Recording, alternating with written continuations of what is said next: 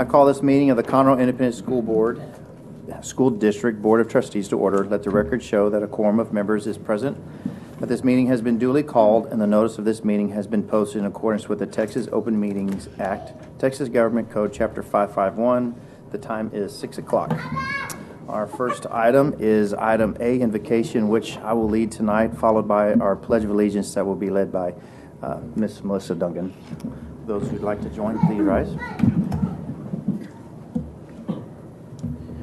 Our dear Heavenly Father, we are grateful for this wonderful day that we have been blessed with. We're grateful for the safety that Thou has provided for us over the last couple of weeks' weather. We're grateful for the summertime that is ahead of us, and we pray for the safety of our students. We pray for the safety of our teachers and administrators and all those that are involved in helping our students achieve the best educational outcomes possible. We're grateful for the safety that Thou has provided over this last year. And we ask you to be with us in this meeting, and we will conduct ourselves and take care of the matters of this district as well. We're grateful for all we have, and we ask for these things in the name of our Savior Jesus Christ. Amen. Amen. Join me for the flags.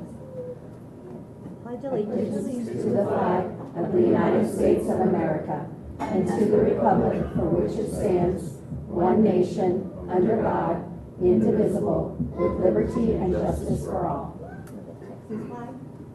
On the Texas flag, I pledge allegiance to thee, Texas, one state under God, one and indivisible. Thank you. You may be seated. Moving on to item 2A, taking our special recognitions into the summer is always awesome, which is our UIL 6A Current Issues and Events Academic State Champion, Nixon Gorka of the Woodlands High School. All right, thank you very much. And as you said, it's always fun to celebrate students, and we've seen so many different variations of celebrations. And tonight we're going to celebrate a UIL academic champion, and we'll learn more about her. But I'll tell you that one of the things that makes this one even a little extra special for us is that Mom and Dad are both Conroe ISD educators, yep, and that it's a family, and that makes it even more special. So we'll turn it over to Dr. Landry to tell us about the state champion Highlander. Good evening, President Hubert, members of the board, Dr. Knoll. On behalf of the faculty, staff, and students of the Woodlands High School, as always, we'd like to thank you for taking this opportunity, or allowing us this opportunity, to celebrate and recognize our amazing young people. In this instance, this is no exception. A UIL academic state champion is first class stuff. So we all know that winning a state championship in the state of Texas is a rare thing.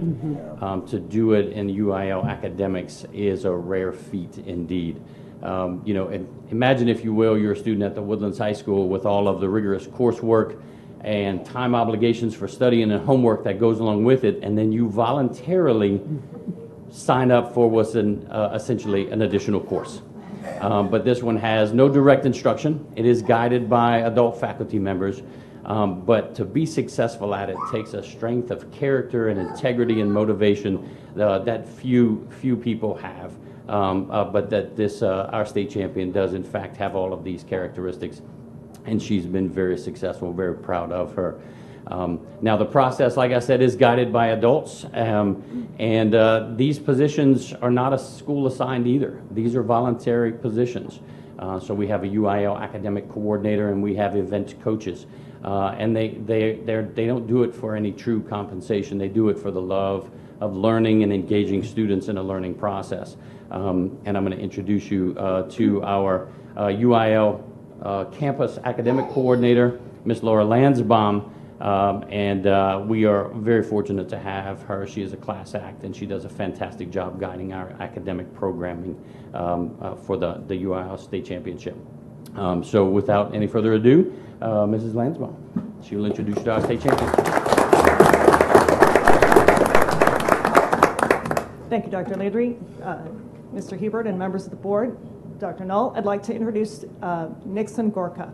First, let me tell you a little bit about the event that she won. Nixon is the academic champion in the 6A district, in the 6A classification for current issues and events. Some of us like to think we're up to date on what's going on. Yeah. Nixon can prove it. She has been responsible for anything that has been in the news in any part of the globe since August 15th. So anything that is in the news, in any publication, she has to take a written test on. It's a 40-question objective test, and in those 40 questions can be anything that you can imagine. After she finishes that written test, they present her with an essay on an unknown topic, and she has to be prepared to write a comprehensive, thorough essay on any prompt. This year's state prompt was on Texas education and legislation pending in front of the Texas legislatures on education. So she is well prepared.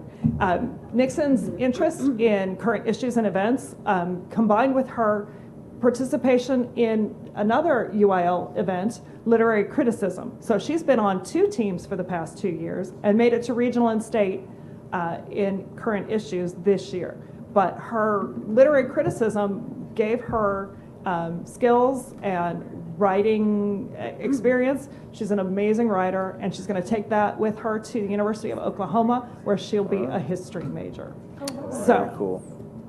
She is indeed a true champion, so I'd like to present Nixon Gorka.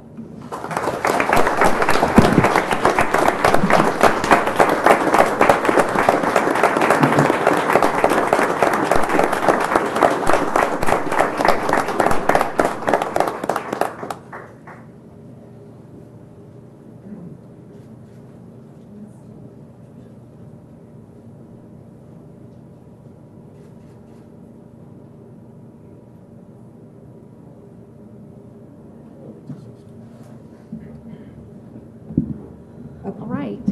What a wonderful opportunity to honor you today, Nixon, and to honor your knowledge of everything that happens to a teacher, happens within a school district, because you have 2 wonderful parents to pull information from. But I can only imagine what you had to write this time around in regards to education. We have some very serious subjects. And to win that UIL medal, you had to know everything backwards and forwards, left ways to center. And because of that, you have added to the great legacy of your high school in championships for academics, which of course helps our UIL standing. That's right. But we want to say thank you. Thank you for taking the time to do this special project. This is not something that everyone can accomplish. And to spend a whole year reading, learning, improving yourself, improving your writing capabilities. You deserve to wear that medal. And on behalf of the board, we are very proud to say congratulations.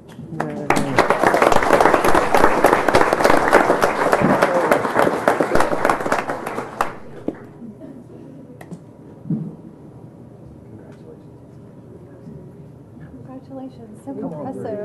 Very impressive. Congratulations. Hi, nice to see you again. Congratulations. Thank you for such a great job. Thank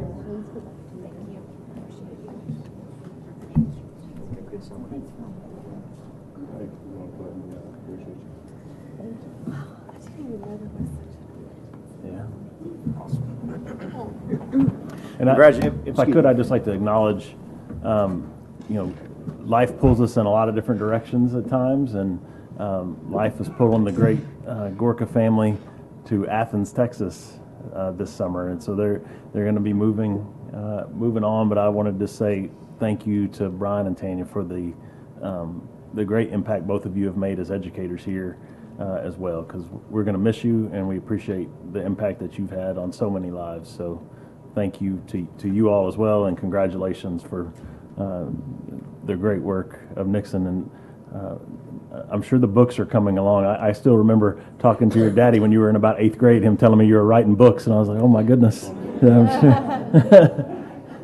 Absolutely. Yeah. So good. Sorry, Mr. Hubert, go ahead. No, I think that was worthy. Thank you.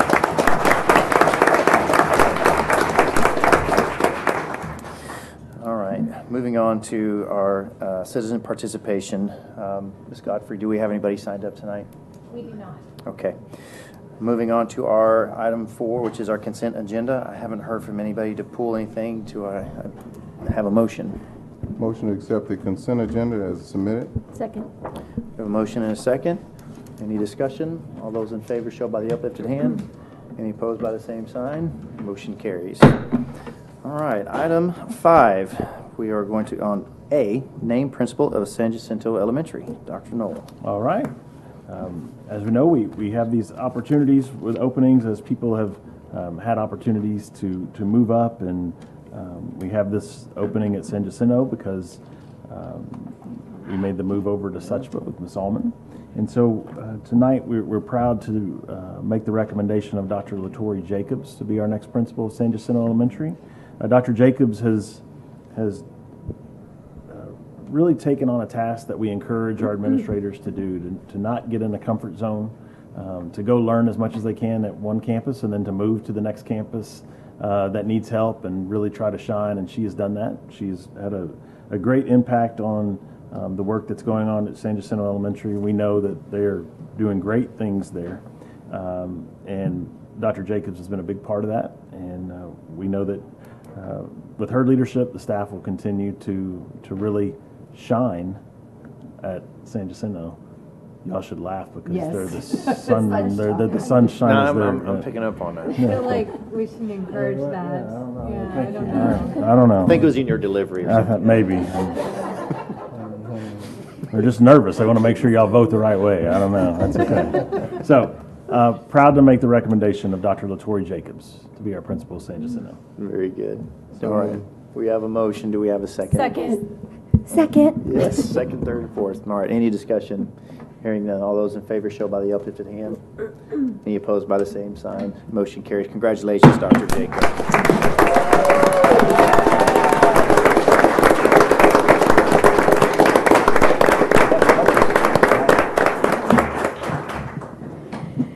Good evening, President Hubert, members of the board, and Dr. Knoll. I want to express my sincerest gratitude that you have entrusted me to lead the students, staff, and community of San Jacinto Elementary. Know that I am humbled and grateful for this incredible opportunity to continue to serve. I recognize the commitment and dedication that the San Jacinto staff and community have invested to build a campus with rich instructional practices and sound values and beliefs, and I look forward to continuing the work alongside as we soar to even greater heights. Throughout my journey, I have embraced humility and gained a broader perspective that has shaped me to be the leader I have become. Core principles that define me include true commitment, optimism, and strong work ethic. My foundation has been solidified because of these values and amazing people who have continually supported me throughout my journey. First, to my wonderful husband, thank you for teaching me how true commitment to a goal and belief in myself should always take center stage. Your continual sacrifice for our family is unmatched, and I'm abundantly blessed you are in my life. To my 3 boys, thank you for just being you. With your own personalities, you have reminded me to maintain hope and optimism for the future. To my grandparents, thank you for shaping me with the value of knowing the measure of true work ethic. The examples you have set in my life daily encourage me to strive for greatness. I'd like to acknowledge my family who's here with me tonight.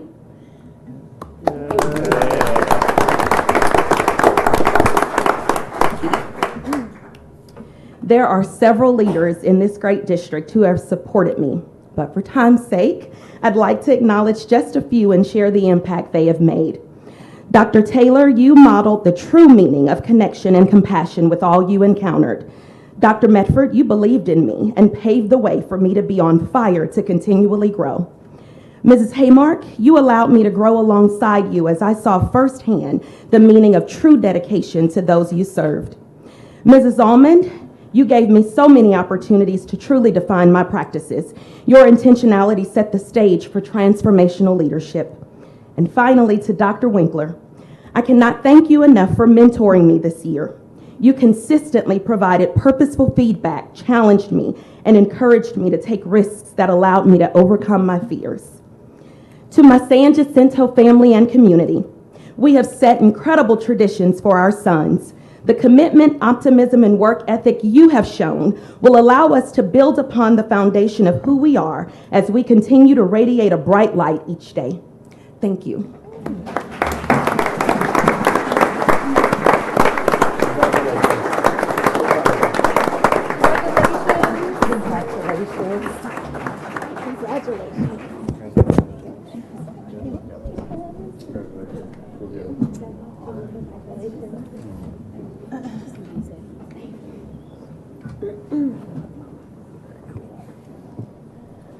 All right, that's awesome. And thank you for the family for coming and celebrating as well. It's really special. All right, moving on to item B, named principal at Glenlock Elementary. All right. I'd like to first start off, acknowledge Cassie Herzenberg, who is here. I think we made a transfer, so it wasn't something that was done at the board meeting, but she is transferring from Glenlock to Wilkinson Elementary to assume that position. So congratulations, Cassie.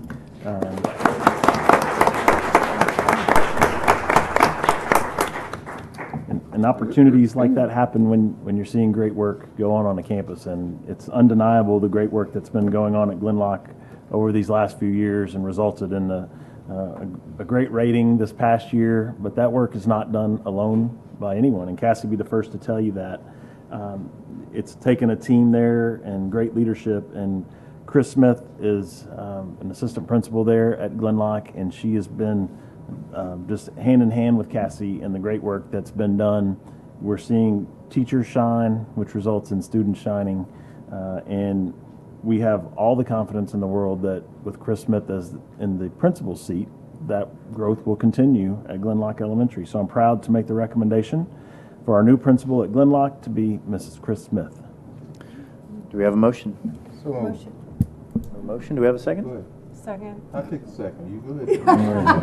All right, we have a motion here and a second here. All right, any conversation? Y'all want to duke it out? All right, very good. All right, all those in favor show by elevated hand. Any opposed by the same sign? Motion carries unanimous. Congratulations, Mr. Christopher.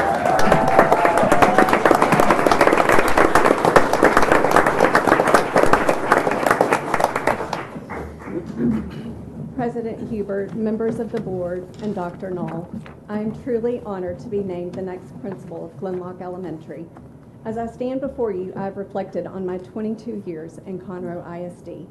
There are many leaders who have taught and shaped me into the leader I am today. Thank you, first and foremost, to Dr. Winkler, Dr. Medford, and Mrs. Garrison for supporting and believing in me. Thank you, Dr. Upshaw, for your words of wisdom and encouragement as I continue through the principal prep program. Last but not least, Cassie Herzenberg. You believed in me as an assistant principal, and I am forever grateful for your continued support and love. I have learned so much from you under your selfless leadership. You taught me to always push for our students to receive the best education, no matter the obstacles they faced. Wilkinson Elementary is lucky to have you.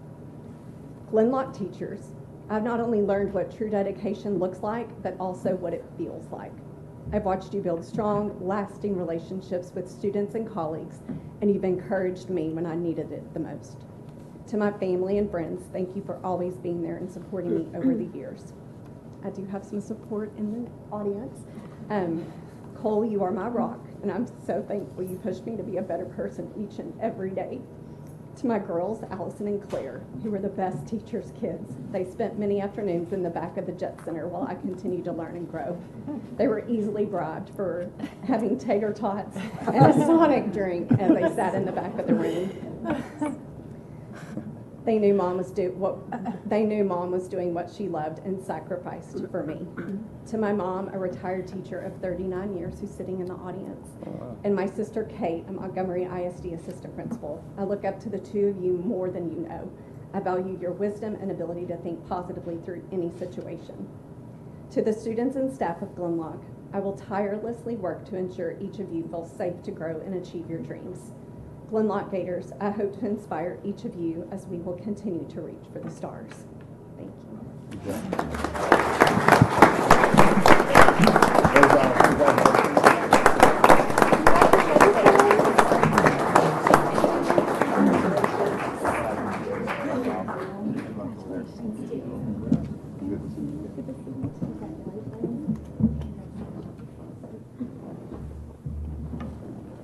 Awesome. All right. Exciting. Unlocked. Very good. Yeah. One more time.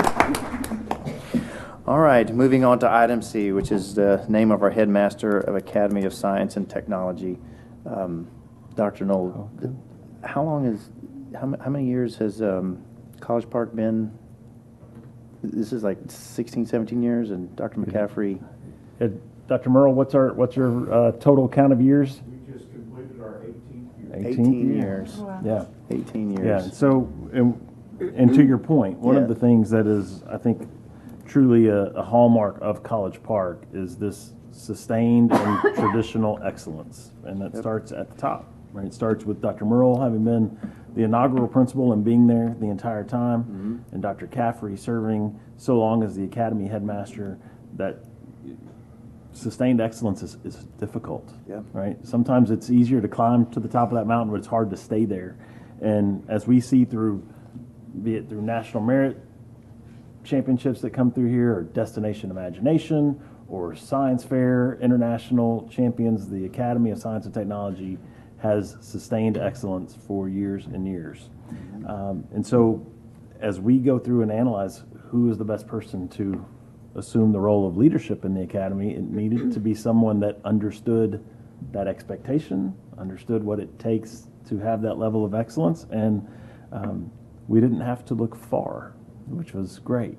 Dr. Deborah Creel has served as the college and career counselor, working with all those academy students since 2006. Right. So she is very familiar with not only the students, the families, the community, the leadership of College Park, and we believe that her assuming this role as headmaster is going to only bring even a tighter bond between the Academy of Science and Technology and College Park High School, which makes both entities even stronger than they already are. So very proud to recommend Dr. Deborah Creel to be our new headmaster. Okay. Do we have a motion? So moved. We have a motion. Do we have a second? Second. All right. Any discussion? Stay out of it. All right. Very good. All those in favor of the motion show by the uplifted hand. And any opposed by the same sign. Motion carries unanimous. Congratulations, Dr. Creel.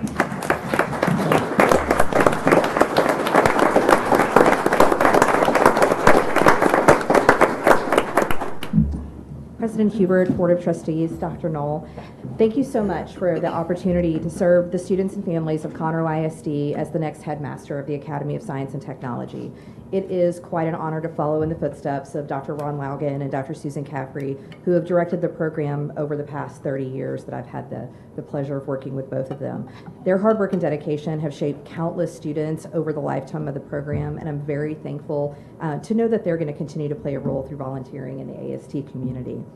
I have absolutely loved serving the students, faculty, and families of the Woodlands College Park High School the past 17 years, and I'm unbelievably excited to continue to be a part of that campus while now serving as the headmaster of the academy. I firmly believe that we have to learn something new every day, and I'm excited to be leading a community of students, faculty, and families who share that same passion for lifelong learning. I want to thank my family, first and foremost, my parents, Beulah and James Creel, my sister, Dr. Dawn Short, and her family, my brother, Dr. James Creel, and his family, as well as the faculty and staff of College Park High School, in particular, Dr. Mark Merle, for the opportunities he's given me to serve College Park, to remain student-centered, and to always grow as a leader. There are countless other counselors, administrators, and faculty members that I wish I had the time to bring up a folder and thank, but I would be remiss if I didn't publicly thank my two mentors, who are Dr. Stacy Mosley and Dr. Susan Hershberger, for their mentorship over the last several years. I do have family and friends here tonight, so I'll ask them to stand right here. Again, it's such an honor to be chosen as headmaster, and a responsibility that I promise to take to heart each and every day. To the students, the families, and the faculty of the Academy of Science and Technology, I look forward to continuing my work with you in this brand new capacity, and I'm very excited to be part of this new family. Thank you.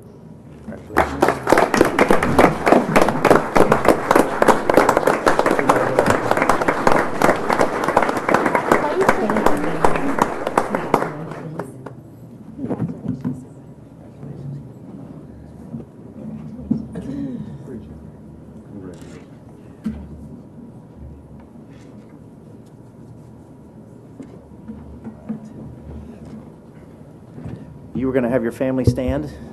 Yes, yes. There, family. Yay! Very good. Congratulations to everybody. Exciting. All right. We are moving into item 6, which is our executive session. The board will go into closed session pursuant to sections 551.071 and 551.074 of the Texas Open Meetings Act. Any action, vote, or decision of the board with regard to any matters discussed in closed session will be made when the board returns to open session. The time is 6:26.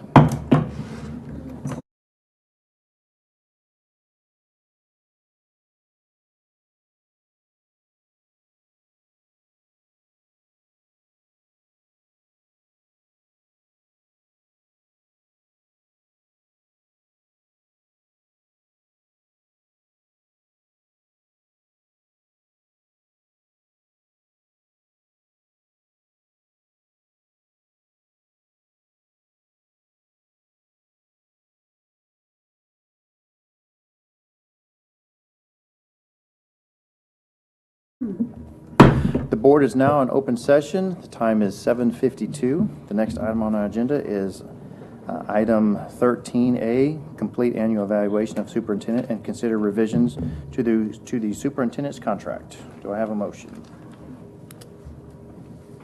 Is that me? Yes, ma'am. I'm sorry, making sure. I have a motion. I move that the board extend the superintendent's contract for an additional year and make the other amendments as discussed in executive session. Second. We have a motion and a second. Any discussion? Seeing none, all those in favor of the motion, show by the uplifted hand. Any opposed by the same sign? Very good. The motion carries unanimous. Thank you. Appreciate Yes, you all. Absolutely. All right. And our last item is to adjourn. We have a motion for that? So moved. Second. All right, Don't go motion anywhere, and a Mr. second. Williams. Stay put. All right, we are adjourned. All right. All right, now, Dr. Now Knoll, we're I gonna will move. turn this over to you. Thank you, sir. At this time, we are going to begin our workshop this evening. I appreciate you all being here. I'm going to pass down our sign-up sheet before I forget, and we have to chase everybody into the parking lot like I do too often. We'll begin with item 1, citizens' participation. Ms. Godfrey, we had anyone sign up for? We have not. Okay.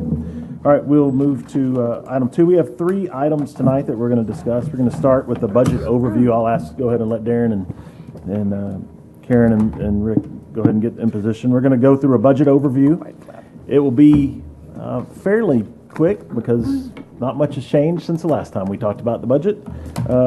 As we await some changes coming from Austin, and then we will discuss our pay plans as well. And once again, with the pay plans, this is just kind of a hypothetical conversation because we don't yet have funding to do raises, but we anticipate that money will come, and we want to make sure that we are building a structure that you all are comfortable with.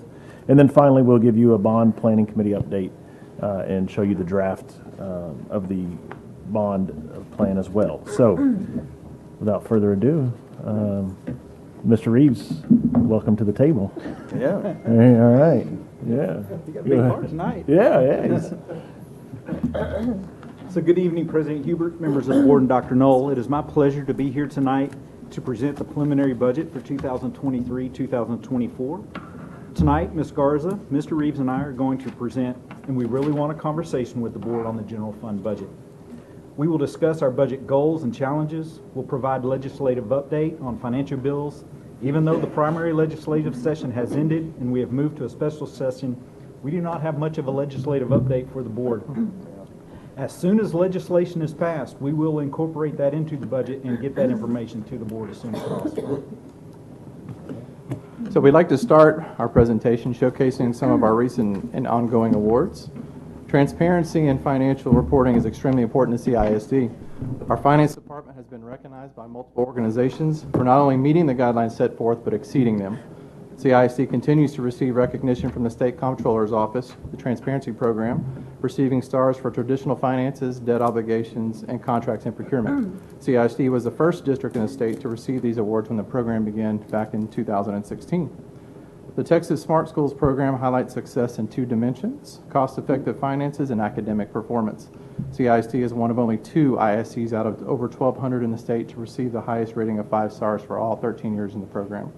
In addition to receiving awards from ASBO and GFOA for excellence in financial reporting for many years, CISD now has begun to receive recognition from the Texas Association of School Business Officials. For the 4th consecutive year, CISD was awarded the TASBO Purchasing Award of Merit for excellence in its procurement for operations. This year, CISD also received the TASBO Excellence in Financial Management Award for demonstrating professional standards, best practices, and innovations in the area of financial management and reporting. CISD is one of only 23 districts statewide to qualify for this award. I would highly encourage you all to visit the district's transparency website to view how the district strives to be good stewards for our community. So moving on to our legislative update, Mr. Rice mentioned we do not have a lot of information to share. We do have information on one bill that did pass during the regular session, that is House Bill 3 by Burroughs regarding school safety. This bill provides $10 per ADA. For safety, we are currently receiving $9.72, so an increase of 28 cents per ADA. In addition, we will also receive $15,000 per campus, generating an additional $1 million of funding. However, the bill does come with a requirement that we must have an armed security officer at each campus at an estimated cost of $3 million. As expected. They give 2 and take away? Yes, sir. They give so one. They're giving us 1, and it's going to cost us 3 to implement. Yes, sir. So, as expected, the governor did call a special session. The 2 priorities in his session were property tax relief and border security. This is just one of many sessions that we anticipate he will call. The 2 bills that were presented by both the House and the Senate had their version of how they think property tax relief should be implemented. The House passed their version. They passed it on to the Senate. The Senate adjourned until 6 p.m. this evening. However, this item was not on their agenda, so we believe this is going to die in the Senate as well. Senate Bill 1 by Betancourt was passed on to the House. The House refused to consider it, and then the House adjourned for the session, so that bill also died as well. So regardless of which method they use to compress taxes, it means no new money for the general fund for the district. And just on another note on the legislative update, we have heard that it could be as far away as September before they even address school district finances. So we'll keep our ear to the ground and listening to what's going on out there in Austin. Do we know, just out of curiosity, of the government entities that are out there, were the teachers the only government entity that did not get any? That is how I understand it. Yeah. Yes, they were the only ones with strings attached to their possible raise, which was vouchers. So we will start taking a look at the major components that drive our budget, and they begin with our 2023-2024 budgeted objectives, and those include to meet the needs for the 23-24 school year.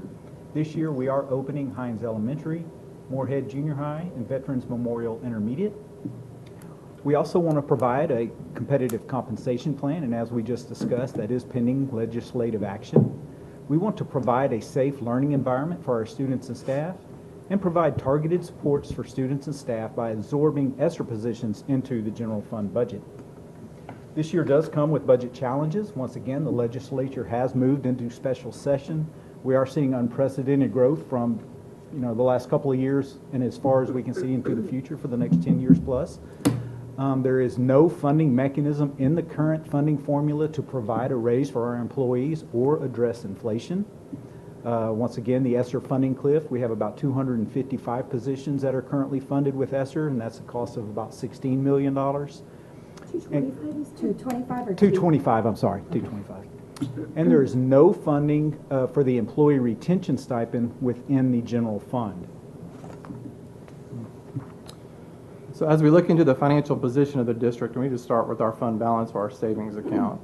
So our goal is to maintain an unassigned fund balance in the range of 20 to 25% of the budget. So for our current budget, 22-23, it's approximately $620 million. That 20% takes us just under $124 million. So our projected unassigned fund balance at the end of August is roughly $130 million, just over $130 million. So that leaves an availability of about $6.2 million for the board to, if you choose to use for something. Mr. Reeves, you say that, in your statement, you say we like to keep it between 20 and 25%. There's a reason for that. Why do we like to keep it between 20 to 25%? Well, I think, I mean, we're actually at the 20% mark is where we're I understand we're at 20, but why not go to 19 or 18 or 15? One of the things about a fund balance and having your savings account is, number one, it shows financial stability, and that goes along with our bond ratings. That helps us with our bond ratings, and as those bond companies look at school districts, they like to see 90 days of funding available just in case there's any shortfalls. And then a lot of the state awards and their first report, they require 90 days worth of funding out there. So those are the main reasons for What that. was that last reason? I'm sorry, say that again. A lot of the... TEA requires it. TEA requirement. You know, the first report, a lot of the calculations in that first report require a substantial amount of fund balance. Have there ever been instances where payments were made late? Yeah, there has been several years, several legislative sessions that the state has actually pushed our September payments to the end of the next year. So we actually had to cover September, October out of our fund balance until the state funding came in. Yes, So sir. is that why the TEA requires that? That is not the only reason, but that is one of the reasons, yes. And 20% represents 90 days? 20 to 25% is in that range, yes, ma'am. That's just good fiduciary responsibility, being physically Absolutely. responsible. Yes, Appreciate that, guys. Well, I actually, I mean, I appreciate that the fact that the district has it. I don't understand why they require the 3 months basically worth, because that's a lot of money that just sits there. Well, it is earning interest. It is not just sitting there. It is actually earning. It is working, and it does provide us the security as when we talk about the bond rating agencies and they look at that fund balance, they look at the stability because, you know, we don't know when there's going to be a huge economic downturn. You know, there's just, you know, things that money needs to be, you know, secured for, and they look at that as the stability of the district. And having that money and having the ratings that we do, we're AA1, AA+, so we're just below AAA on both of our ratings. That saves us millions of dollars in the long run on our bonds. Yeah. You may cover this in a few minutes, Mr. Rice, so I don't want to steal your thunder if it's in here, but I know we've had a conversation this week about disaster insurance on our buildings. Is that included in here at some point? Because if it's not, I think now's a good point to talk about our insurance, just like you're hearing all these people talk about, you know, homeowners like Florida, they're all pulling out. We're having some of the same issues, which means we may be soon assuming more risk. Yeah, if you want to talk about that a little. Yeah, we just received on June 1st a non-renewal from our property insurance carrier. Who's that? Affiliated insurance. They are the only one who has bid our last 2 bids that we've gone out for bid. They are the only bid we've received. What was the premium? Huh? Premium? $3.2 million. You said associated? Affiliated. And they are the only bids we received. There is not a lot of carriers out there that are covering school districts at the current time. So I asked Mr. Reeves to go out and ask other districts what they're doing. Every other district has received just large increases. I think Pasadena was their increase was over $5 million this year. What has been our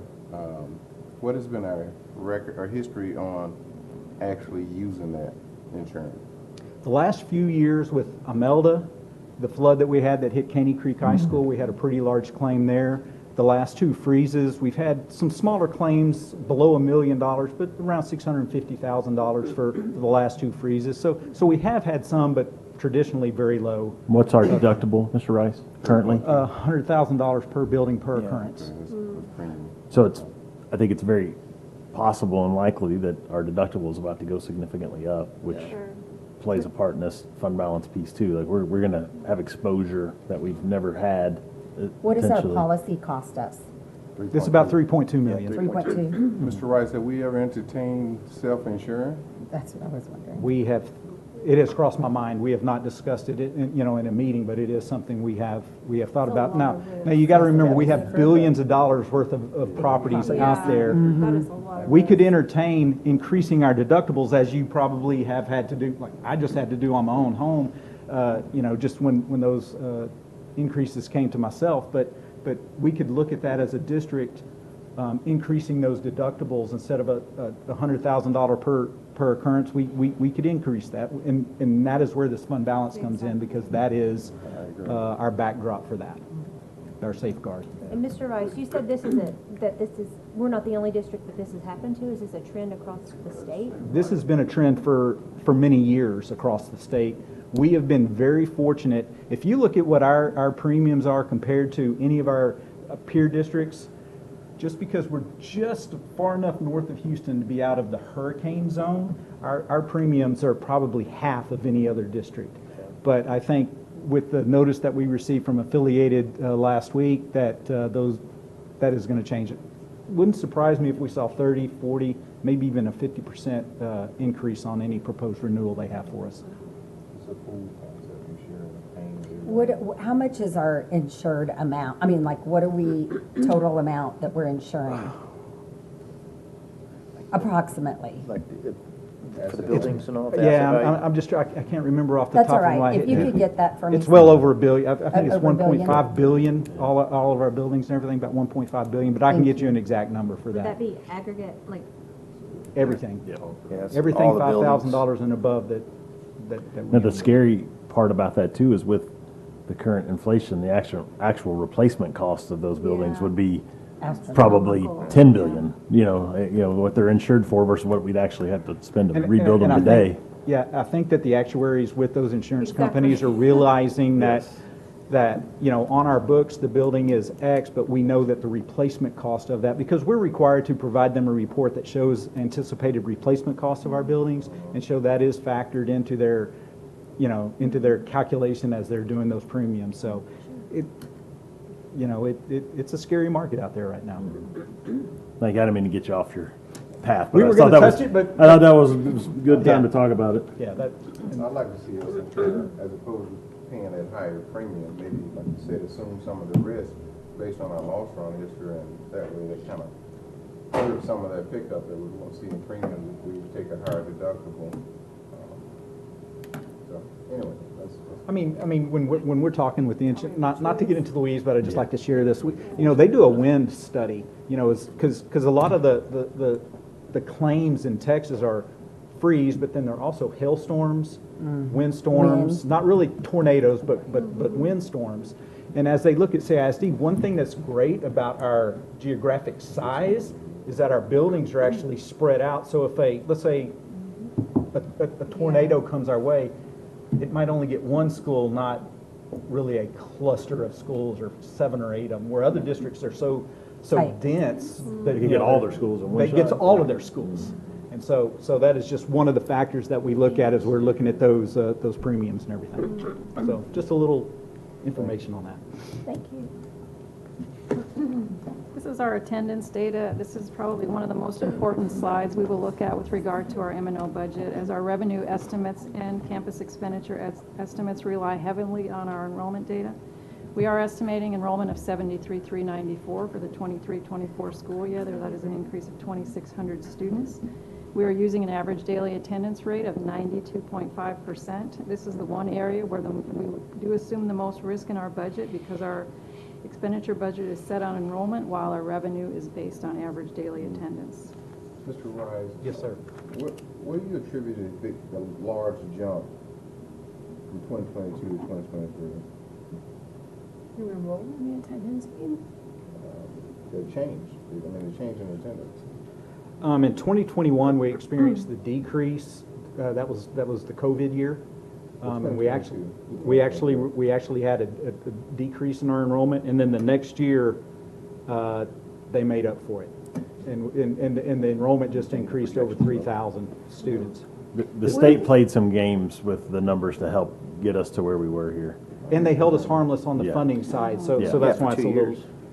For those 2 years, our ADA was held harmless. So that. What are we in at? Ma'am? What did we end at? This year? Enrollment? 2,600. You have 71,000. 71,300. Yeah, okay. That was last day of school, If you 71,331. go from 2022 to 2023, it's a 4.6 increase. Yes. Why did we get from a 2.7 to a 4.6 increase? What drove that? Hold harmless in 22. Hold harmless on the ADA. Okay. I know what you're Yeah, saying. we were held harmless by the state on the ADA. Okay. Now, this is one of the things that, we've talked about a lot, the legislature. This would be great if they would get us off of this ADA funding and get us on enrollment funding. And nothing passed, but this is the first time I've ever heard them talk about it. So sometimes things have to get talked about for a session, and maybe next session it'll get more traction. They at least talked about it this time. I heard it come up in a couple of conversations, so maybe. It had some traction. Yeah, It maybe really maybe in 2 years it will actually happen, because the elimination of risk would be 4.6 wonderful. is off Yeah. of the ADA. You're right, they were talking about it, and the numbers they were throwing out to actually like go to that system of an enrollment and not ADA were pretty astronomical. But I did see in some of the other funding, they were talking about they were already starting to transition to Into this some of the smaller exactly. allotments, just like Special CT, ed, Yeah. special ed. So we're definitely like We're getting there. transitioning there, Yeah. but yeah, there's so much volatility in this system. It's really, it'd be really great to get off of it. And then this just is a graphic of our enrollment over the last 10 years, and as you can see, the last 3 years, pretty consistently 3,000 kids per year. So our certified property values are estimated to increase this year by 10% for 2023.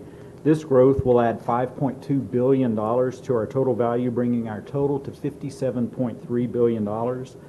And just want to remind y'all that this value increase provides no net new revenue to our general fund. However, this is the only source of revenue other than interest earned for our debt service fund. And it's adding how much again? Five? $5 billion. Five, you said it's adding how much to our, 5.2 billion. thank you. Yes. So this chart just shows the Greater Houston area tax rates for 2022, 2023.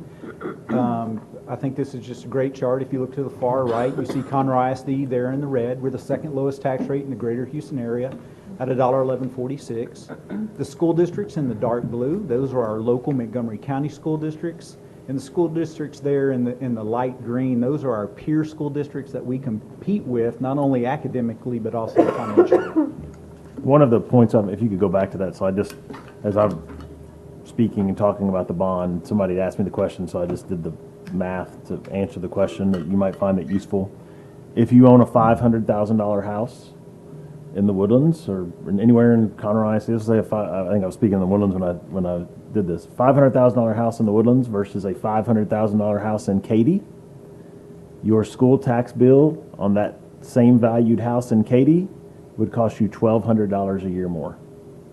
So $100 a month more for a $500,000 house. So our tax rate history, our current tax rate is at $1.1146. 26 cents of that is on the debt service side, and 85.46 cents is on the M&O side. Since 2018, 2019, our tax rate has decreased by 16.54 cents, and this was accomplished through House Bill 3 and the tax rate compression. Under current law, House Bill 3, further compression of the M&O tax rate for 2023-2024 is calculated at 5.5 cents, reducing the tax rate to $1.597. But with the pending legislation that is out there, that's one of the calls in the governor's special session, we are anticipating significant additional tax rate compression moving forward. So the district's tax rate is comprised of two components. You've got your general fund, which is your maintenance and operations fund, and your debt service fund. So the general fund accounts for your day-to-day operations, so that's your salaries, benefits, utilities, fuel, et cetera. Debt service fund is used to pay your principal and interest payments on your debt. The district is used to finance the building of new facilities and other capital expenditures. know you're all very familiar with this slide, but this is a message that Dr. Null and Mr. Rice have shared at multiple presentations, but we feel it's extremely important to continue to share this information with our community. There is a misconception that with growing property values, the district will have a windfall of money in the operating budget, and that is simply not true. This slide demonstrates how higher property values do not increase the district's general fund revenue. Increased property values benefit the state, not the district. The graphic on the right is straight from TEA's website, and as it shows that as our property values go up and we collect more local revenue, the state reduces its funding for the school district dollar for dollar. The graphic on the left shows that no matter what our property value growth is, whether it's 5% or 20%, our calculated entitlement remains the same. The only change is in the amount that the state pays versus what our local taxpayers pay. And this truly tells the story of how the state has generated a $33 billion surplus. Exactly. So just a little truth in taxation terminology. At the last board workshop, we had a question about the no new revenue tax rate. So we prepared this slide to show the difference this rate is for school districts versus how other taxing entities utilize this tax rate. So the no new revenue tax rate for CISD, if we were using 2022 values, would be 96.67 cents. And this calculation represents the effective value growth on the tax levy in isolation, local revenue only. It does not recognize the interaction between state and local share of the funding formula, kind of what Ms. Garza just talked about. The state and local share cost split that applies to school district funding makes school districts different from other taxing entities for which no new revenue rates are calculated, such as cities and counties. Adopting this rate would trigger significant financial penalty for the district, and we have a slide here just to demonstrate that. So once again, based on tax year 2022 values, because that's all we have with us right now, our voter-approved tax rate, which is our maximum compressed rate that is calculated by the state, plus our 5 golden pennies, and our debt service is $1.1146. That generates local tax revenue in the amount of $455.5 million. The state calculated entitlement is $132.6 million, giving us a total entitlement of $578.1 million. So if we would have adopted the no new revenue rate at 96.67 cents, local revenues would have generated $368.4 million. That would have been a loss in revenue of $77.1 million. On the state side, we would have generated $53.1 million. That would have been a loss in revenue from the state of $80 million, showing us a total loss of $156 million. And just to kind of give you an equivalency, that $156 million is equivalent to 2,200 teachers. So to put that in perspective, the no new revenue rate is really not a viable taxing option for school districts. We wanted to again share information about golden and copper pennies. These are additional pennies above the MCR, also known as the enrichment portion of our tax rate, that districts can assess to provide additional local tax revenue as well as additional state revenue. Golden pennies, there are currently 8 that are allowable. We are currently accessing 5 of those, with leaving 3 remaining. They generate roughly $11.2 million each penny. The copper pennies, there are currently 9 available. We are currently accessing 0 of those, and they generate roughly $4.3 million each. So now that we have discussed the major components that drive the budget, we will now look at the effect that they have on the budget itself, starting with our 2023-2024 funding estimate. Now, this has not really changed since the last time we met.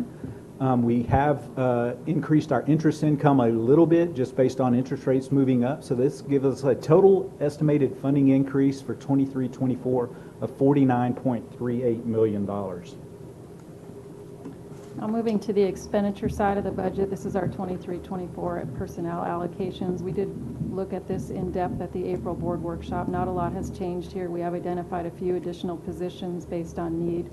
Since the April workshop, total additions at the campus, 443.3 million, 443.3 FTEs for a cost of 28.6 million, and then at the district support level, 113 FTEs at a cost of just over 7 million.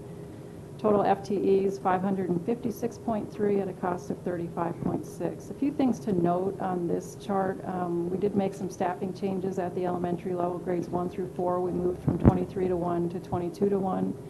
We did absorb the $16 million worth of ESSER positions, so those are included in these numbers as well. Additional support for our special education department programs at $5 million, and then additional campus support, including instructional coaches to support reading and math, are also included in these numbers. And then we are opening 2 new campuses as well. A couple of questions real quick. So I want to talk about the special ed support, because a lot of these teachers, they were coming from the ESSER positions, correct? So was that, those positions that we're adding, the additional positions, those are positions that we had, the funding was going to go away. We felt like we needed to keep those positions, those people, the teachers in those positions are important to our district. So we wanted to keep those, and we're funding those, correct? Yes, that is the $16 million. The $5 million is brand new positions. 5 million brand new positions. Yes. So I know that there was some, dyslexia bills that were passed. So do we have, is the bill that was passed, is it affecting any of this? Is this increasing any additional teacher positions? Is this increasing any additional pay? Or is this, or what we're seeing is stuff that our district is doing because that's what we do? I think we had already kind of been proactive in Yeah. this budget, so we, one of the big changes is increasing the number of diags, going to more ARD facilitators so that we can work through bringing those students into the special education system faster. That was an area we heard a lot of conversation about. We were getting stuck, so those positions have already been added. Dr. Null, I understand that, Yeah. but is there any, because of the bills that were passed, is there any funding that comes with that? I'll defer the funding to Darren. Yeah, we have not seen that filter down yet. But if there is funding available, we'll make sure. Now, if a student receives a different label, so if a student becomes special education, then they would generate additional funding based on that correct. label. So that's where you may see a funding change as well. But they're pretty slow to roll the information to us on what it'll look like as a practitioner. So I may be being a dead horse, but I guess what I'm hoping to see is, I appreciate that we're doing this. I think this is extremely needed. If there is additional funding that's coming, I understand the labeling portion. There's funding for that. But if there is additional funding, would we be able to use that to bring on even more help, or would we just use the funding to supplement what we currently have? That's kind of my question. I think it would depend on it would depend on when the funding became available. Truthfully, like we are really at a point already today that if we haven't already added a position, we are probably not going to be able to fill that position for this year. Okay. So for this year, it may not mean an additional position. Perhaps we could pick up some folks in January, but we're more than likely going to be would be an additional position for the 24-25 year, when we can add it earlier on. Okay. But once again, what I would tell you is I think we were proactive in this. We've already added a lot of positions, assuming that more would come. Doesn't mean we can't add more. I think we would all still agree, like, there's more room to add, but we have already added some. Okay. I wanted to go back, when you were talking, President Hubert mentioned the 5 million additional expense from the assuming in the ESSER positions. Is that correct? Am I remembering that correctly, that it was 5 million? That was 5 million of new special ed positions. Oh, okay, special ed, In addition to the ESSER positions. Okay, so on those ESSER positions, how many of those were actually teachers? Teachers or coaches? In the, you mentioned them as teachers. I just wanted to know how many of them were teachers. I don't know off the top of my head, but I could definitely get you the breakdown. Okay, of that'd be that great. 225, Thank you. what they were. Because as I recall that, I mean, there was only a fraction of those that were actually teachers. There were some instructional coaches, but Yeah. I just was curious as to what that number was. Yeah, that's fair. It wasn't really, I may have used that broadly as a teacher, because you're right. We didn't use ESSER funds to go get new teachers because we used budget for that. The ESSER we knew they were one time, but we did fill. I wasn't trying to catch, I didn't mean it as a catch. I just was trying to confirm. I think your remembrance is correct. Okay. That the vast majority is outside of the teacher. It's more the coaches, associate counselors, assistant principals. More support for the And teachers. the intent when we did a lot of those ESSER positions were formula-based positions, so positions that we would see in growth based on a number. But what we did was trigger them maybe a year or two early because we had the ESSER money with the assumption that the We'd school would absorb them. grow into it, and then the budget would absorb them because now they've hit the, at 1,000 Yeah. students, you get a second counselor. Right. Yeah. Where we gave them a second counselor at 940 2 years ago, now they've hit 1,000 students, so it's absorbed in the budget, so. Thank you. Does this also include, Sorry. does this also include the requirement now from HB3 for the additional personnel per campus, armed personnel per campus? It does not. It does It does not include that. So we would need approximately. We have to address that also. 2 million on top of this. Yeah, that's gonna be a much broader conversation because we've tried to hire more officers all year and haven't been able to. So, like, we're gonna need 33 more, but So I what don't they, think we're gonna. what House Bill 3's definition of an armed security guard is and what our definition of that are Exactly, worlds apart. yeah. So that'll Which be a is why broader it's gonna conversation. cost us $2 million. Are there any safety grants or anything for the armed officers? Are there any safety grants or something that we can apply for? Not that I know of at this time.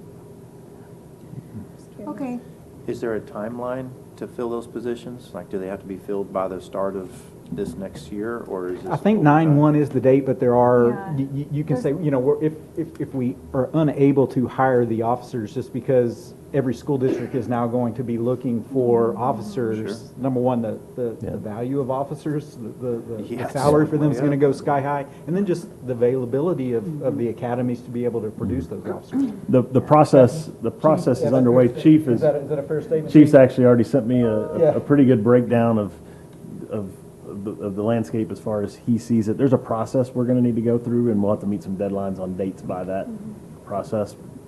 But I don't see any way possible that we're gonna meet that standard by 9/1, nor is most districts. The officers don't exist yet, so. I will send you Chief sent me an assessment, either last week or earlier this week. I'll forward that to y'all so you can see kind of what his breakdown was. And if I'm not mistaken, when we've discussed it before, our standards of an armed officer are dramatically, as you were just stating, different. So then that means we're not only competing with, we'd basically be competing against law enforcement We are, facilities. Yeah, I don't want to put You know, words and- in Chief's mouth, Yeah. Dr. Knoll, but I think we would want a police Yeah, officer. our standard is you know. a certified police officer. That's why Yeah, that's I our stated standard. it And that so, way. and like Mr. Rice said, I think what we're gonna see is, it's not different than what I would say we see on the education side with bilingual teachers. There are only so many of them in the world, and what everybody does is just keep raising their salaries and stealing them from each other. Same thing we do with bus drivers. You just keep stealing them from each other. I think we're about to see that happen significantly with police officers. But it won't just be between us and other school districts. It'll be us with the constable's office and the sheriff's office and the city. But it does, I think being a police officer is a hard job no matter where you do it. It takes a special level of care to be a police officer in a school. So it's not like we can just have any police officer. We need one that wants to be a school police officer. So it adds a little challenge. So this slide shows our projected expenditure budget increase for 2023, 2024, and as y'all see, the top line salary increase is currently blank, and y'all are aware we're waiting on the legislature to act on that. However, Amy Campbell is here this evening with TASB to present some scenarios as far as potential raises coming up, so she will talk about that here in a moment. Additional personnel for growth, Ms. Garza just covered that, $35.68 million. We have an increase for our Reading Academy, Summer School, and Teacher Pipeline supplemental pay. That's $2.1 million. That was funding that was basically covered out of ESSER funds. We did include an inflation adjustment in this budget for $3.5 million, an increase in the budget for portable buildings of $3 million. We know we're going to have some increased cost of software licenses coming up. That's about $1 million. Other expenses increases, this is including our utilities, fuel, insurance, and supplies of about $2.3 million. We have insurance highlighted in red because this is where I was going to talk about the potential non-renewal of our property insurance, but we are looking for an increase there. If that is over, we have built in about a 20% increase, but if this is going to be over that, we are going to have to adjust this number. Then TRS on behalf, that's the other side of our accounting entry. So total estimated expenditure increase of $49.38 million. Talk to me a little bit about the logic behind the inflation adjustment number there. The $3.5 million, what we did is we provided every campus and department a 10% increase in their supply and budgets to help them handle the increased inflation that we've seen. So that cost us $3.5 million. So there's not. There is no escalator in the actual like supply.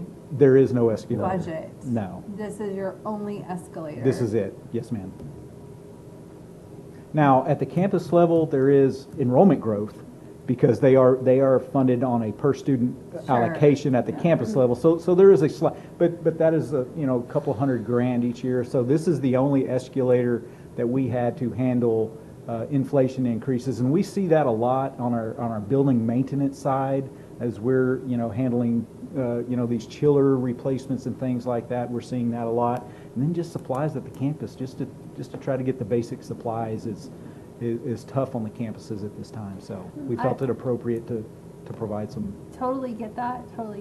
I just was trying to figure it out if it was discrete or also part of the just supply budget. But you're saying there is no escalator in any of the line items that would be affected by inflation. Instead, this inflation adjustment is the only escalator. That is correct. Okay. Yeah, we haven't built it into any formula. Okay. Any of that, Yeah. no.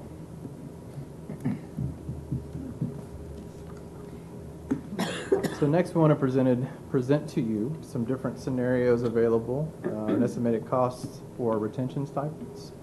In the past 2 years, the board has approved a $1,500 stipend for employees. So we wanted to show you these different amounts. So anywhere ranging from a $500 stipend would cost $4.5 million, all the way up to the $1,500 that we've done in the last 2 years at a cost of $13.2 million there. So just to give you some information, I know that talked about, we don't have anything in for raises at this time, but we did want to present this and show you this as well. Yeah, I'd like to talk about this a little bit. I think, you hear Mr. Rice speak earlier about they may not even take up our funding until September, which means we're going to enter the school year and there'll be no raises. And so I feel like we should consider a retention stipend earlier than we've ever done before, because just to potentially put some more money into the pockets of our employees earlier in the year. Now, Mr. Rice, I know that you've worked to secure some ESSER funds. What do you have currently available for the board to use? Right now with ESSER, we feel we could fund a $1,000 stipend with the ESSER monies that we have. Okay, so I would just offer that as a consideration, like potentially we would do, one piece of advice I'd give is to do two $500 checks, not one $1,000 check, just because somebody could leave right after you give a check. You have less exposure if you do it over two payments, but maybe we need to look at I'm not sure how quickly payroll could have one ready. Probably October 1. Okay. We could do an October 1 and a November 1? November 1 or December 1, something like that. Okay, so potentially an October 1, November 1, $500 each time. At least it gets something in their pocket while we're waiting on a raise. Is there, I just have to ask the question, I'm sure it's no, but is there any regulation that says we are not allowed to use ESSER funds for retention stipends? That has been reviewed and looked. No, it is, most every school district you see right now giving the retention stipends are using the remaining ESSER funds. Yeah, no, we're good on legal. And then the secondary piece I would add about retention stipends, you have roughly $9 million or so that could be available in the fall. Hopefully the state's going to come through and we're going to get an adequate raise, right? We don't control that from here. We would hope that. One point that I would also make is when the bond passes, then there's $36 million from your fund balance that is currently assigned to land purchases that would be repaid with bond funds. So when we get to the spring semester, there would be an additional $36 million in your fund balance that you could choose to use. Now, you wouldn't want to use that for salary because it's non-replenishing, but you potentially could use it for additional retention stipend either this spring, or utilize that for future years as well based on the raise. So there is potential, and that's part of what the piece of presenting this budget, and even Amy's presentation later, is I don't want our employees to tune in tonight and feel like they're not going to be compensated in some way. I know that's a priority of you all. It's been a priority of us to try to make sure that we make funds available for your all's discretionary use. We want our employees to know that they're going to be taken care of. It's an uneasy time for them. So, Dr. Knoll, painting that picture, if I know we're using the word "if" quite a bit, to a point it's uncomfortable. Right. But if that happens and the bond is able to pay that back, would we then have to do a budget adjustment, or would we just be able to use that money as a board vote? You'd have a board vote. Okay, so it would not have to we wouldn't have to do budget amendments. No. No, it'd be I think at that point it'd be a resolution to do. We would have to amend the budget. Okay. We would have to come and amend the budget, but it would be in your. Why would we have to amend the budget? If it's not part of the budget and this money is coming back to the general account. Yeah, it's coming, but it's not reflected in those accounts, and if we don't amend the budget, those accounts will actually go negative, and they'll show on the report, hey, they had negative. So it is an accounting thing. We would have to amend the But budget. I think you're asking something different than what you're answering. You're asking about the 36 million, right? Yes.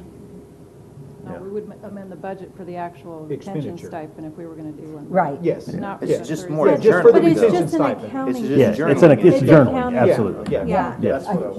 Yes. Could you clarify? Miss Nell, if we could, just Miss Nell, so that's been waiting patiently. Sorry, I just have a quick clarification question. The retention stipend, is that just for teachers or is that for parents? That is That is for all employees. That's what I was. And we gonna have ask. historically, Thank you. now just, there are a lot of different ways to do retention stipends. So you'll see some districts will do it based on a percentage of pay.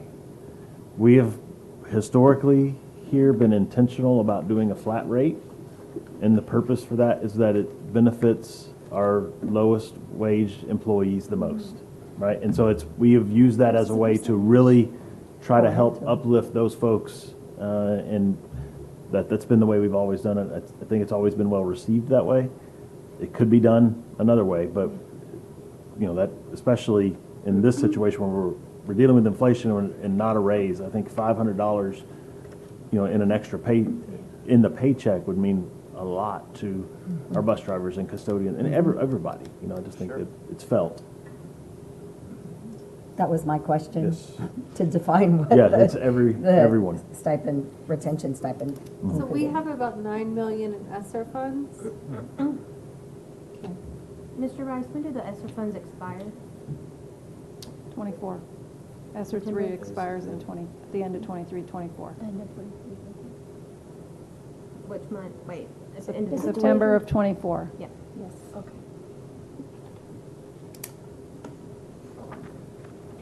But otherwise, we have already walked off the cliff. Like we're already absorbing our Yes, ESSER positions and. Okay. Correct. This is our combined 2023-2024 preliminary budget. Looking at the revenue side, our beginning revenue budget as amended, $623.3 million. Our total estimated revenue increase for the year is $49.38 million, giving us an estimated total revenue of $672.68 million. On the expenditure side, our beginning expenditure budget, $623.3 million. We have total estimated expenditure increase of $49.38 million. Estimated total expenditure, $672.68 million. So we do have a balanced budget at this time. Once again, we are waiting on the state to give us some idea of where we're going to be for raises. So when those funds come, they will be available, go straight into salaries, as the board deems. Yeah, that is the benefit of the way that the budget is currently constructed, is everything that we need is already here.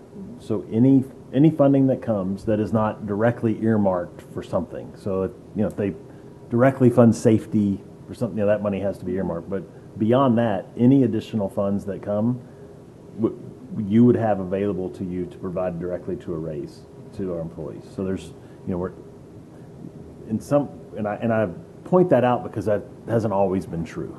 There are times that maybe $20 million comes in and well, we need to fund $8 million worth of positions, and so there's really only 12 there for a raise, and that causes confusion. That's not the seat we're in today. Anything that comes in would be available to you.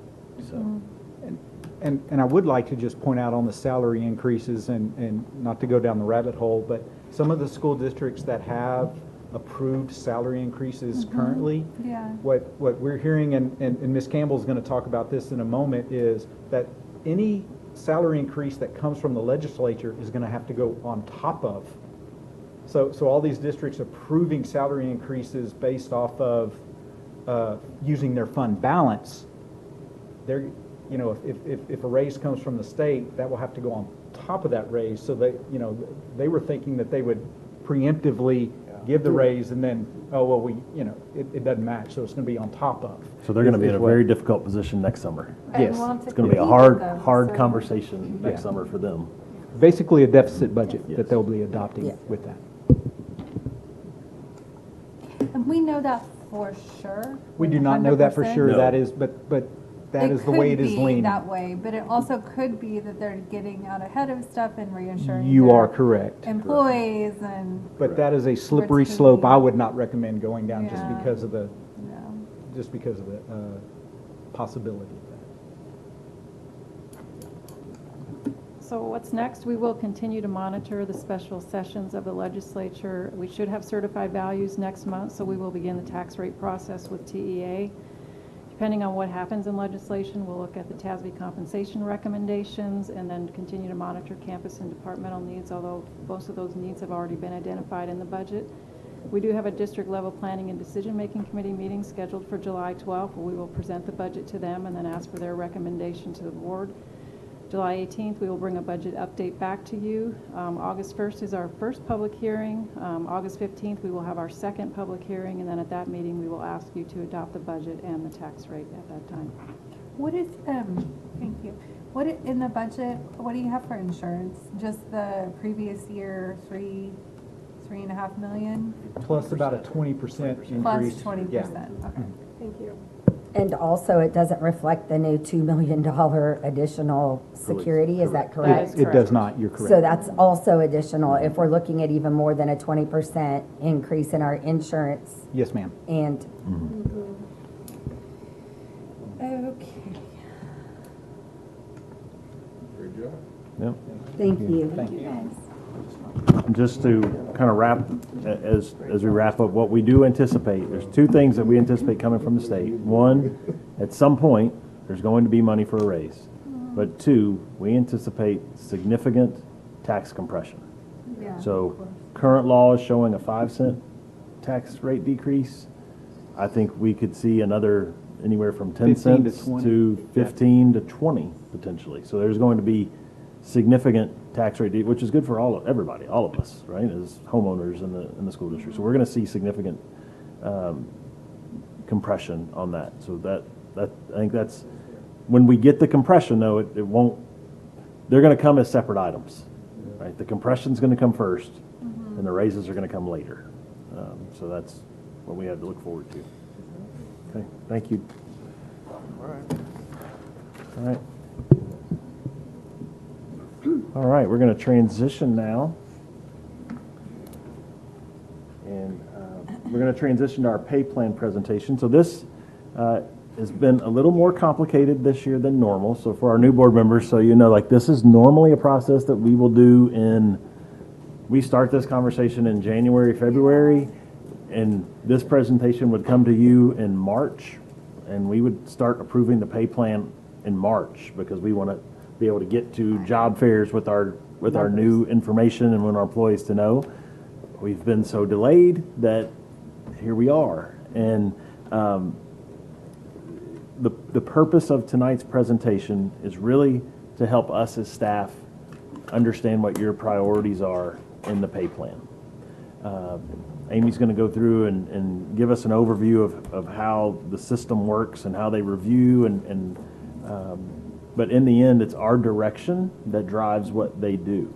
And so we asked for some basic things to see tonight, a 2% raise and a 3% raise. That doesn't limit your decision-making in any way. We just needed to have something to put on paper today to let you see what these things cost and what the difference is as you go up different percentages. And we also, based on previous feedback from you, you'll see that we've included some additional increases for veteran teachers. And once again, those amounts can change. The years where they're put on here, we just needed a place to start. Yeah. So we're looking for your feedback. Amy Campbell has joined us, driven in today, and we'll be driving back tonight. So thank you for coming. It's I know for a few years we had you all join us remotely. I know it's hard for you to come here, but it's so much better for us when you're in person. Well, this is my 11th year in a row working with the district. So just kudos, and good evening, y'all. Kudos to the district leadership, all of you, for maintaining that focus on pay fairness and pay competitiveness. I think it benefits your staff over time and your community. Not every district does that. So again, kudos for keeping that focus. I'm Amy Campbell, Director of HR Services at TASB, and as Dr. Null said, I'm going to give you lots of hypotheticals, nothing for action tonight. This is the case with all of the districts we're working with. I think it's earlier in the spring, it was very much a let's get ready for what happens in session. Now it's a oops, let's watch for what's going to happen in special session and be ready. But we have no idea what is going to come out of that. We're hopeful, but not too optimistic at this point. So each year we conduct the same kind of analysis for you, where we collect your employee data. We talk about what problems the district is having as far as recruitment and retention, so we can help strategize ways to address that through pay. We also look at what's working well, because we want to preserve those positions in the market. We match your data to market values. That's both your peer districts, but also non-school market values. We'll talk about that in a minute. And then we recommend adjustments and pay plan changes to help respond to those market pressures and difficulties you're having. I know Dr. Null mentioned earlier that there are certain jobs that are challenging to recruit and retain for, no matter what the size, shape, and location is of your district. It's not even unique to Texas. Those are nationwide problems. And so, again, just trying to help you fill those positions with the best and brightest staff.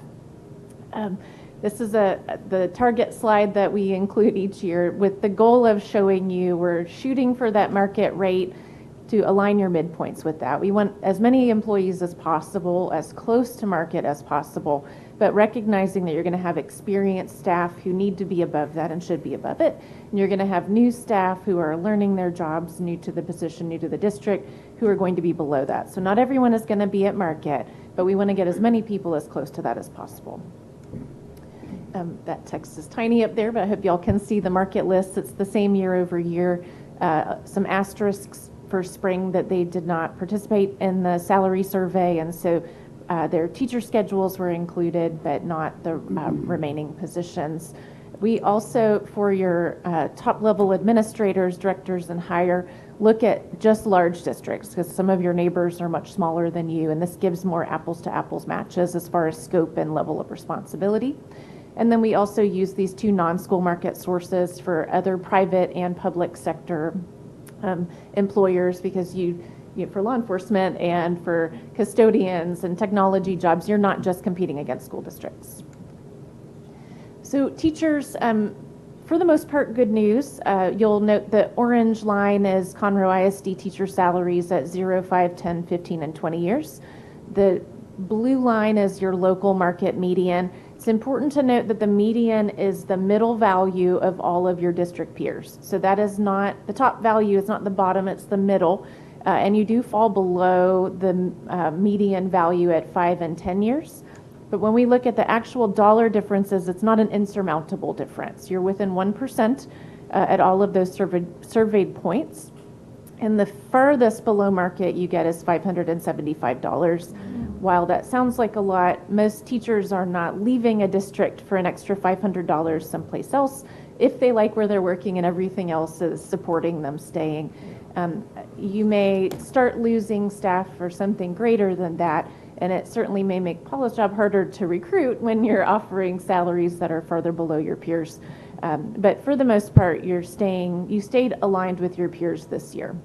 I want to note your average teacher salary. That is the highest above market, and that communicates that teachers stay with Conroe ISD, and you have an experienced teacher staff relative to many of your peer districts. So looking at some teaching area stipends, your master's degree is above market, jumping down to the bottom to bilingual is even with market, and special ed for your highest needs assignments is slightly above market. The two blanks on that slide are your secondary and math and science teachers do not receive a specialized stipend for that, but half of your peers do offer that. That's an area we've seen grow over the past several years, just as it's harder to recruit and retain those staff. They are catching up with bilingual teachers, and so far as they're just really difficult to find because there's not enough folks certified in those areas. So we did not bring forward cost for that this year because you all have limited funds to work with until the legislature takes action, but that's something we've been keeping an eye on with the district for the past couple of years. So looking at market comparisons, for each of these slides, the left-hand side is the name of the job group.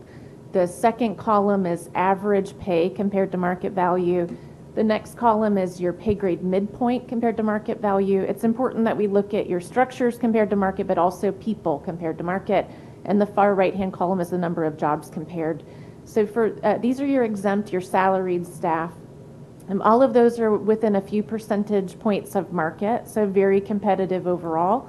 The structures tend to be more competitive than the people, which means we need to focus over time on getting people further into their structures.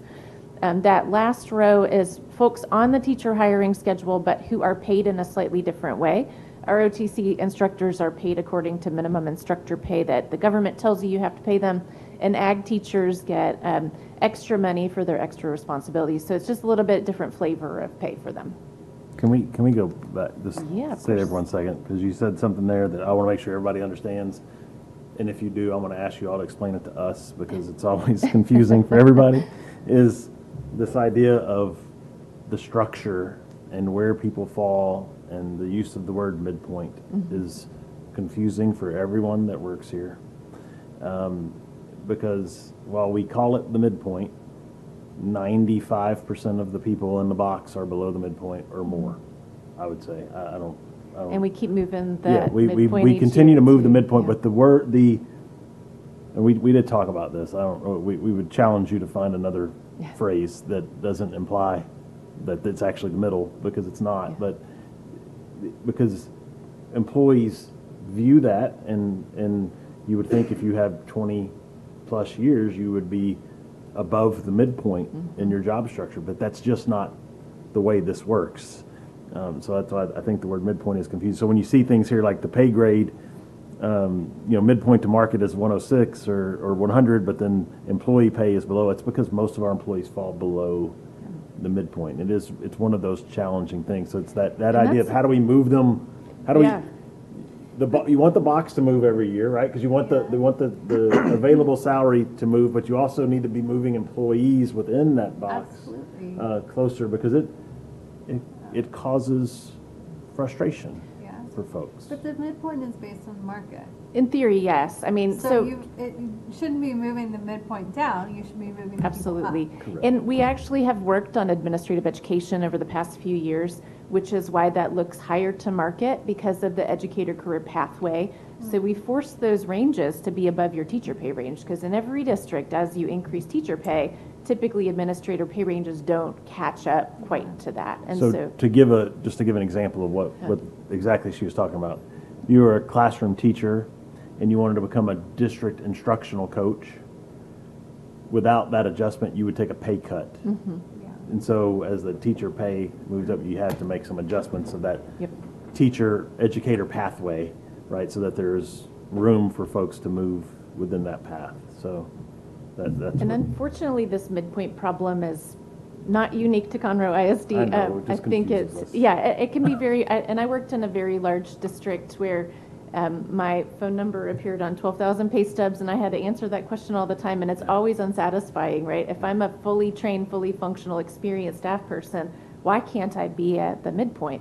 And I think it really all comes down to money, that, if we could dedicate more funds to improve pay to staff closer to that market value or midpoint, then that wouldn't be a problem. We'd have people extending beyond midpoint in a more reasonable time frame. I think it just comes down to, if we give 2% pay increases each year and market value is hiccuping at faster rates than that, it's just really expensive Can't to keep push up. people further. Yeah. Fair I enough. just created a chart yesterday that compares consumer price index, which is inflationary costs, compared to general pay increases in districts over the past few years.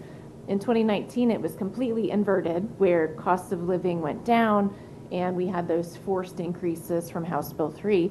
But over the past 2 years, the consumer price index has been at above 8%, and we're giving 2% pay increases. And so how the world around us pays does not connect with how we pay in districts, because we're not generating funds by increasing, the cost of the widgets that we make or something like that. So more of the same here, but these are your non-exempt or hourly staff. Again, employee pay is very close to market value, if not slightly above, for your auxiliary staff, which is great. Again, that's trying to address issues with recruitment and retention in the highest turnover positions. The midpoints to market, again, are slightly above, which is a good place to be, considering you're also competing with for a limited applicant pool in those positions.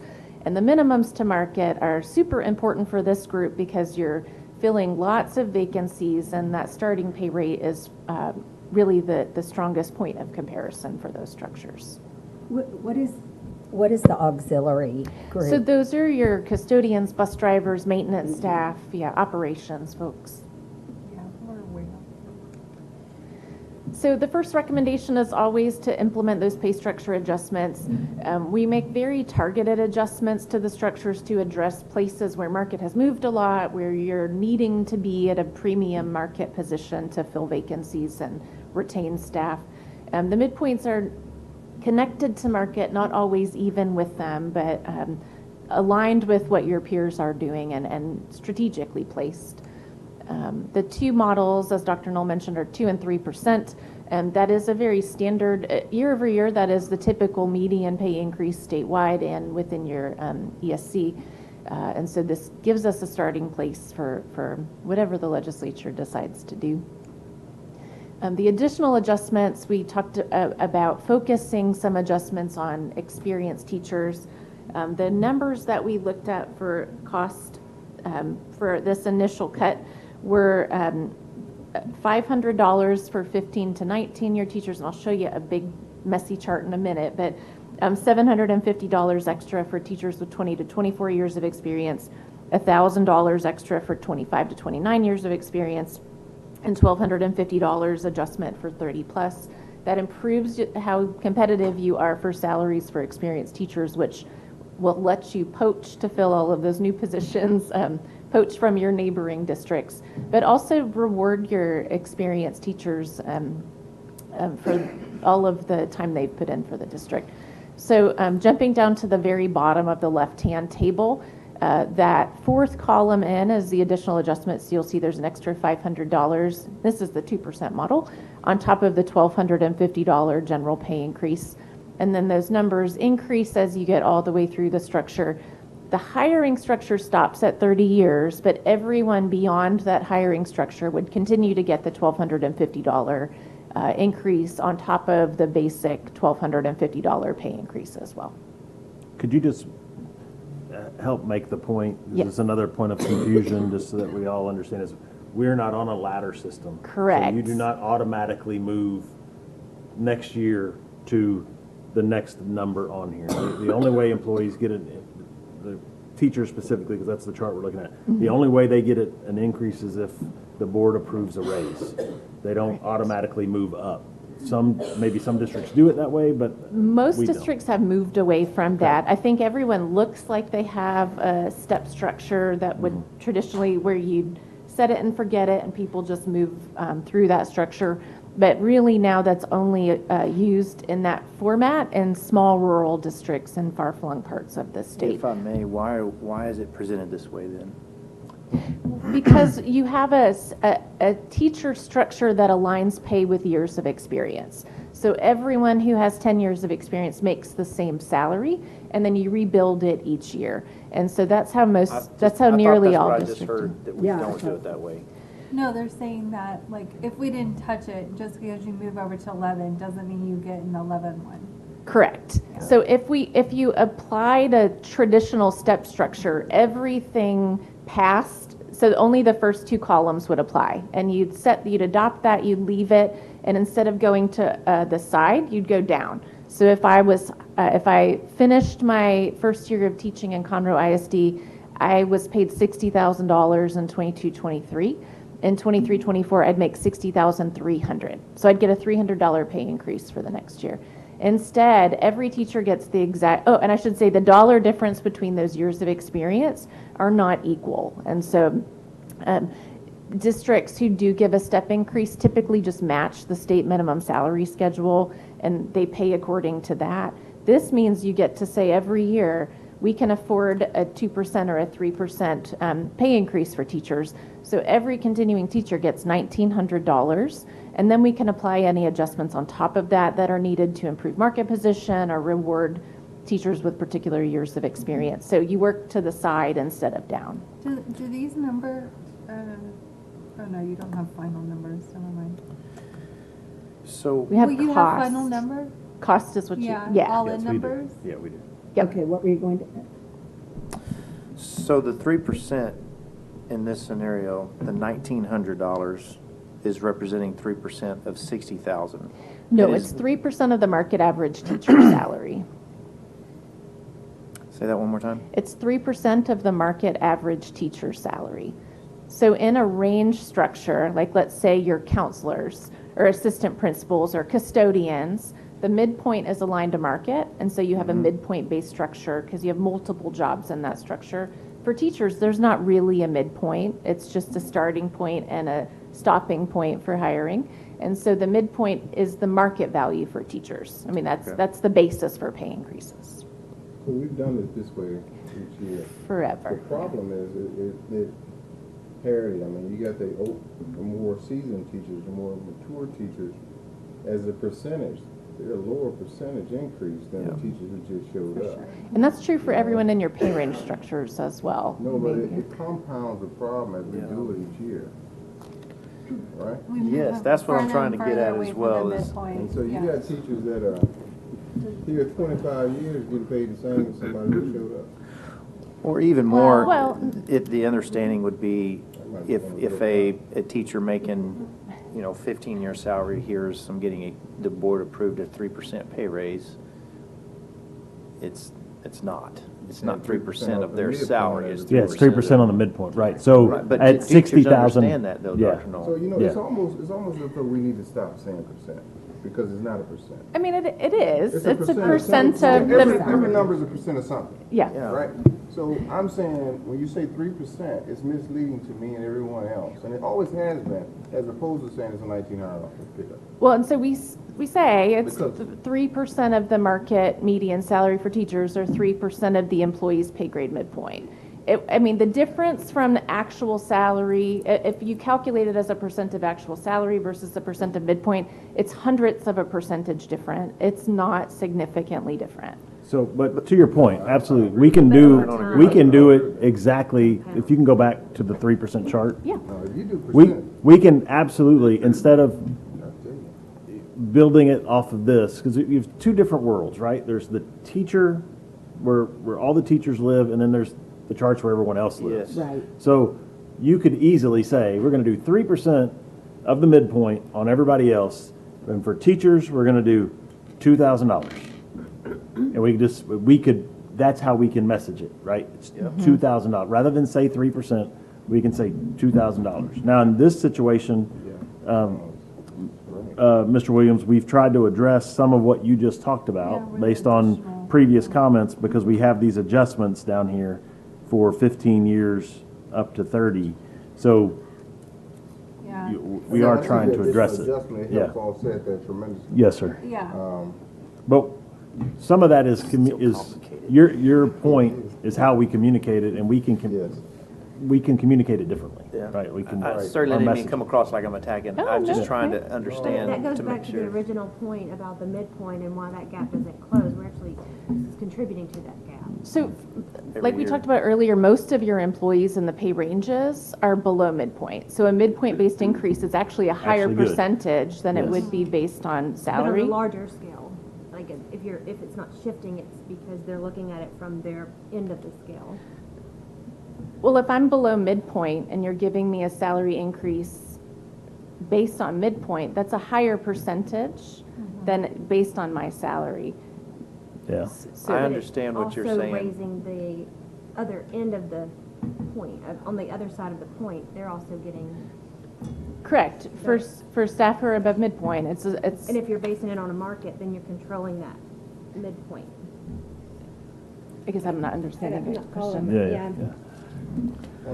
You I said think that the the additional raise, the 3%. adjustment makes more sense.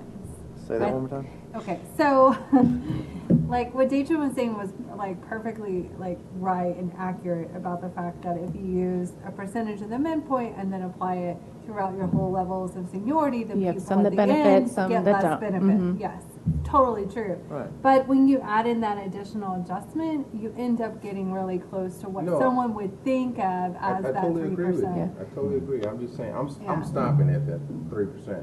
The other deal is new to us right now, right? Yes. The adjustment. So, I mean, I'm doing this for a minute. Yeah. At this point, it offsets that. It does. Correct. So, It because if I does. looked at this as a percentage, I'm doing the math, and it is what it is. 3%, when you tell a teacher 3%, they're thinking only 3% of my salary. And if that's the case, I'm telling you, I've dealt with one for 20-some years. Yes, that's what they think, absolutely. So you got 60,000, these ladies, and teachers, educators, they get $1,800.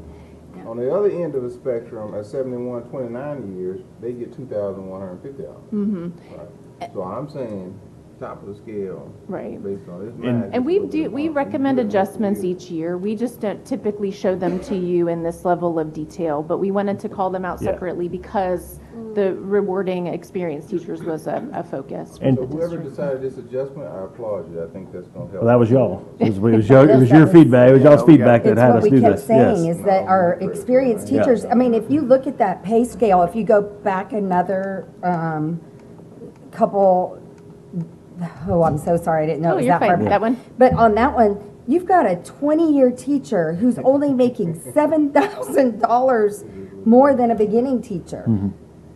I mean, 20 years of service. And they've gotten the same increases each year. I think the market value has just drastically increased. I mean, I was just thinking earlier on my way here, how just a few years ago, we all pushed to get to $50,000 starting rate.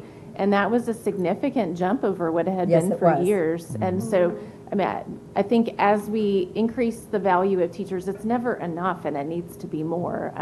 But yeah, it certainly can feel on paper that it's too close. But back to what you, I think what you were stating, Mr. Williams, was that 3%, I mean, it would just be easier if we just made it 3% because it's almost I mean, the 3% on the salary versus on the midpoint, but, you know, whatever, it would just make more sense because it's, I mean, Mr. Rice, I'm sorry, it's, it may not be a complete wash. I could be completely wrong there, but it would be a whole lot more clear to people if it was just 3% or whatever. I think one challenge is all of your peers give a market-based pay increase for teachers, and the places where you're lowest to market are below what would be a % of salary increase. So they would still. So they would get less than Under that what everyone else rate. is giving if they Okay. give a 3% We're going to pay become increase. very uncompetitive Yes. for younger teachers. Exactly. You'd have to come back with adjustments for them Okay. just to keep up. It would So, be yeah. nice though on this,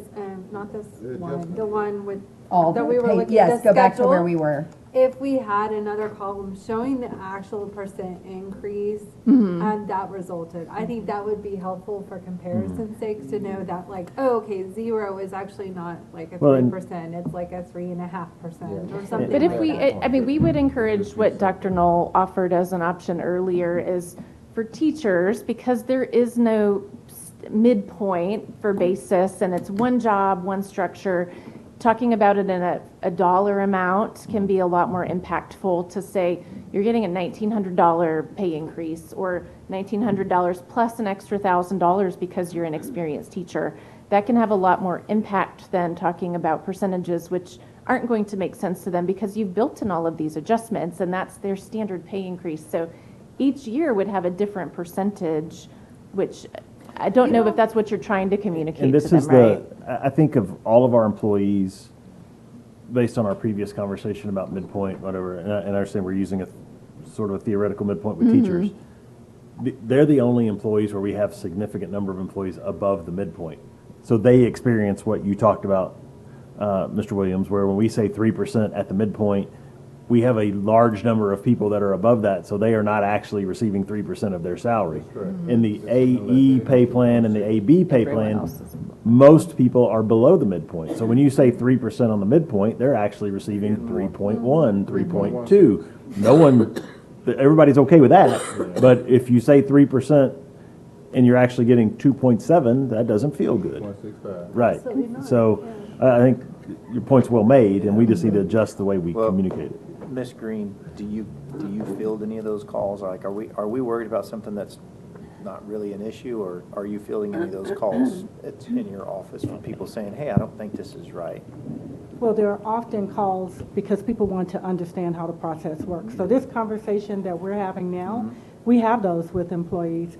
We're going to have them more often at this time of year and as we get ready to roll out the raise process, because people want to understand how whatever percentage on the midpoint has impacted them. So we do have these conversations and we walk them through. Sometimes employees go, yes, I have that.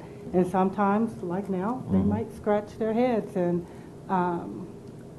you know, we may have to continue to talk about it and try to have them have a solid understanding of what the process is. Those are probably the ones getting the 2.7 versus 3. Absolutely. Yes. And I think we would be, I agree with that assessment. I think your feedback is perfect. With teachers, we should say it's this dollar amount raise for all teachers, and then we have adjustments for, based on years of this amount, that amount, that amount, additional on top of that. So then everybody can easily understand, I'm getting $2,400, I'm getting $2,900. Like that is simple for me to understand because I am a 25-year teacher. I'm going to get a $2,900 raise. It's easier. Leave Or out the confusing The percentage, because when you do that math, it just don't work. Do you think that resonates better than a simple, like, if we were to go really to a simple percent increase, which, I mean, everyone else in the world except for school districts do? You think the message, everyone gets $1,900, and if you have a certain number of years, then you're going to get a certain additional money. Well, I think in this scenario, absolutely it would be better because if I'm a 25-year teacher, that $2,900 raise I'm getting is well above 3%. Yeah. And I did compensation consulting for years before for other industries before school districts, and it was a different world. School districts are our own little weird bubble where this is the common, accepted, understood method. And so even while there may be some lack of understanding about the persnickety details, conceptually, they get it. They want the egalitarian, we all get the same thing increase versus Paula got an extra 0.2% because she had one more year of experience. Like, I mean, I think we all are in it together. We all put in the same year of service, give us the same increase. You really think that's the case? I mean, yes. I've been doing this compensation work for 20 years in Texas with school districts, and yes, absolutely. Yeah, I think. I like it. I mean, you say 3%, it sounds small, but you throw out that 1,000, man, that just hits a little different. Well, I think what it is what I'm hearing We should just is, make it better. well, we as a board, we have to approve something, so I think we approve a percentage. We're not approving anything. Agreed, I'm talking about in general, as a Hypothetically. board, hypothetically, we approve a percentage, and then in the communication piece is where they take it and say, That's well, correct. the percentage is off of the midpoint, this is what the actual dollar amount is plus the adjustment. So I think that's, because if we do percentages and we want to be accurate, how many motions would we have to have? Okay, for this one, it's this, and this one. I think we say it's a percentage off the midpoint, and then the messaging is I mean, what we're talking about. Peter, or we say it's a percentage of your annual salary, and, right, the other option would be it's an actual 3% of your salary. And there are districts that do that. I think the Good. challenge is when they want to stop doing that, they can't. Because once you give a higher percentage to your experienced staff, you can't, it is very difficult to take it back. There are districts large districts, same size as you, who have cobbled together one that's a percent of salary up to a certain point, and, And then it sorry, a turns to a percent of dollar. midpoint up to a certain point, and then a percent of salary afterwards. It's a nightmare. And in this case, if you're talking about just doing it for teachers, you've got folks who move up the career pathway, so they have one method of pay increase as a teacher, and then a different method when they become a counselor or assistant principal or principal. So I think it complicates things. It's not to say you shouldn't do it. It's just, it would take some time to think through what that looks like for your district. I guess that would be my point, is why we do it a certain way for counselors, principals, other admin, and we don't do it that way for teachers. I mean, you do. Right now, you're giving a pay increase that's based on a control point. For teachers, that control point is the market average teacher salary. For all other staff, the control point is midpoint, because you've got more than one job, more than one market value within a pay range. And so we all can't be getting increases based on our own individual market value, because we don't all have market values. So we're placed in a pay grade based on our market value. So Paula and I might be in different jobs, but in the same pay grade. But the district has said we're valued comparably, and so the basis for our pay increase is the midpoint of our pay grade. And that way we're all moving towards that market value at the same rate. We have consistent increases. So the same as all teachers get the same $1,900 pay increase. Us in the same pay grade get the same annual pay increase. Does that make sense if I That explain makes it that way? sense, I'm just not sure. Yeah, what we do now, we treat teachers exactly the same as we treat everyone else. The difference is we have many more teachers above the midpoint than we have on the other. So they feel it differently, but we are treating them exactly the same. They feel it differently. So, It's the approach. but it's an easy, where it would be difficult to have a lot of different moving pieces. It would not be that difficult to treat teachers one way and everybody else one way. Like, that's fairly simple, right? Because they all live on this pay schedule, everybody else lives in the other. So if the other way you said it's 3% on the midpoint, and over here it's $2,000 straight up or whatever, a number, we could do that and make that work very easily.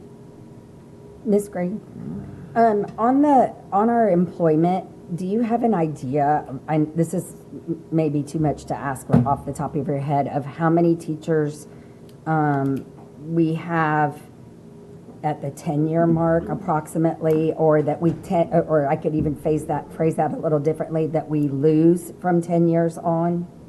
I have to look up the data for how many we lose, and I could pull you a number. Well, I guess where I'm headed on this is, this is going to the additional adjustment. I don't necessarily need a number. It's more towards Mr. Rice back there. But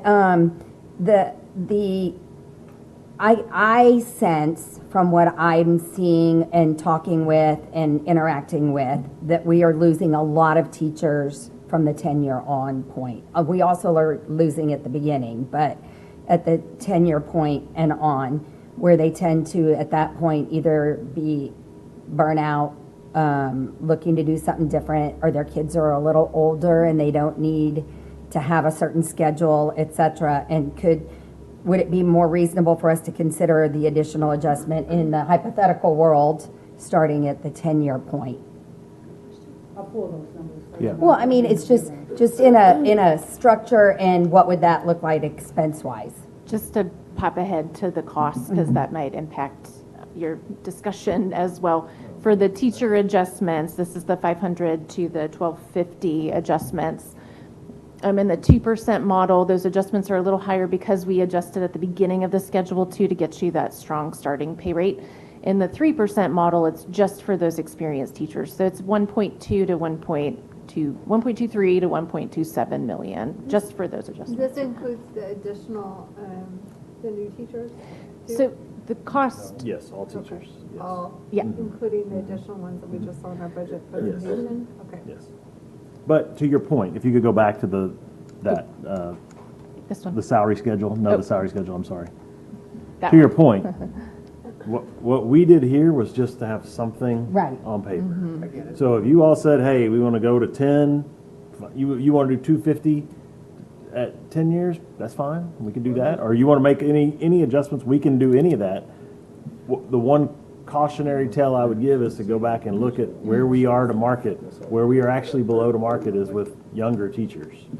And I don't know how many teachers we lose at 10 years, but I know we lose the most teachers from 0 to 5. The whole world does. That's what I was thinking. What would, That's- honestly, what would help in that chart is if we had, like, what is the net percent increase with those two adjustments? Because we talk about inflation as a percentage, we don't talk about inflation as a dollar amount. So, it's important for us, I think, to make sure that teachers are taking care of the best we can. So adding a and- column here of net, Yes, what is the what net is the net percentage? percent Okay. increase, to quickly identify if anyone is below a net 3%. Are you sure And then you the want that second, answer? No, but- yes, I absolutely do want that Sure they answer. want, you want us to. Can we with that afford that adjustment. answer? That's a different question, but do I want to know? Yeah. So you want the percentage with the adjustment? Yes. Nobody's Yes. gonna be below 3%. Well, I think that's, For comparison. I think at the 13 mark, you may. Yeah, you may be, that you 10 may to, be. that 10 to 14 may be. Yeah. I think we lose some people there. And then what would also help is the percentage to the mid, to your point, I don't know, someone's point, about how we are really below market on early teachers, starting teachers. So also in line with that pay, to know new starting schedule, how much are we still off the market or how much are we at the market? So we That's do- only on the 5 to 10, and not the beginning teachers, we're on market. It would be nice to have it all in one. So we do have that in our Data working sets. files. The problem is you can't fit it all on a slide. Yeah. But, and it's showing your next year projected salaries based on these models compared to current year market, because we don't know what everyone's going to do next year yet. I would think of the 5 and 10 year deficits, the very bottom row, as what you have to add to whatever pay increase you do to keep up with everyone else. That's the catch-up cost. So Yeah, if I everyone understand. else gives a $2,000 pay increase, you'd have to give $2,600 or $2,575 just to catch up. I understand that. So what would be nice to know, that new starting salary or that new salary for that 5-year teacher, is it at 100% of the market that we know now? I mean, no, 101% because, or 102%? well, that's a fake market value though, right? Because everyone's going to give a pay increase for next year. So we're trying to project all of the cost estimates that we're giving you. We're trying to project what everyone else is going to be doing next year, because otherwise you're going to constantly be playing catch up. So if everyone gives a 2 or 3%, if you give a 2% or 3% increase with no other adjustments, you're going to be in the exact same place you're at right now. Right, so just a projected market to understand where we would be at. Are we still, because the point is, are we just always going to be below? If you give no other adjustments and you give the same pay increase as everyone else, Exactly. yes. I want to see that clear as day in that chart, is what I'm saying. Okay. Does that make sense? Yeah. Show that we're below it. I mean, it's all projection on our part, because I have no idea what everyone's going to give for a pay increase, especially with Of the course, legislative impact. Of But course, yeah. of course, yeah. Yeah, what I can do is give you this chart with what it looks like if you give your adjustment. That's probably easier than trying to squeeze it in there's no way to squeeze it in this one. But, say that again? But there's there's also, Broke it into two. when we go to if you can go to the 3% model, just to make a point, we're saying 3%, we're showing 1,900. You all may decide, you may decide to say, you know what, we're going to give every teacher, based on how much money would come in, right? It's very dependent. But let's just say you may all decide, we're going to give every teacher 2,300, 2,400. And then we may decrease these adjustments a little bit, just down 100 or whatever, just to try to get that balance and handle the 5 to 10 years. There's so many ways that we can play with it and make it work, right? I think we look at this also in more of a holistic approach, because I want to see net gains and losses for the teachers. One, inflation is like 4-point-some%. Yeah, we're losing, right? And what's our insurance? What's our insurance? No increase on insurance. Yes, premiums staying the same. So that's good. Everything is a real raise instead of getting. Still losing to inflation, probably Yes. about 2%, right? Correct. Yeah. Yeah. So, And something to keep in mind is we're not losing teachers over $500 difference in probably, pay. no. I don't mean, think so. a teacher, I'm just going to tell you, to pack up your classroom and have to move it, it's not worth $500. No. So Where we lose it's not over, worth it to move your classroom from one place in the building to another. where we lose over money. Now, young teachers will. You're more likely to usually lose a young teacher over $500, $700 because that's just more impactful for them, and they're a little more mobile typically. Where we typically would lose over money is places where the money gets significant.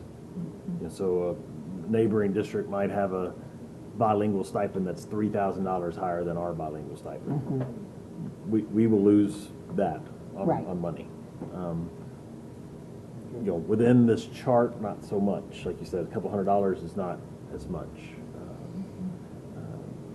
A lot of it is about, and I think your additional adjustments where I really appreciate like this chart, the way it looks, is certainly an extra $1,000 for a 25-year teacher is appreciated, and that's great.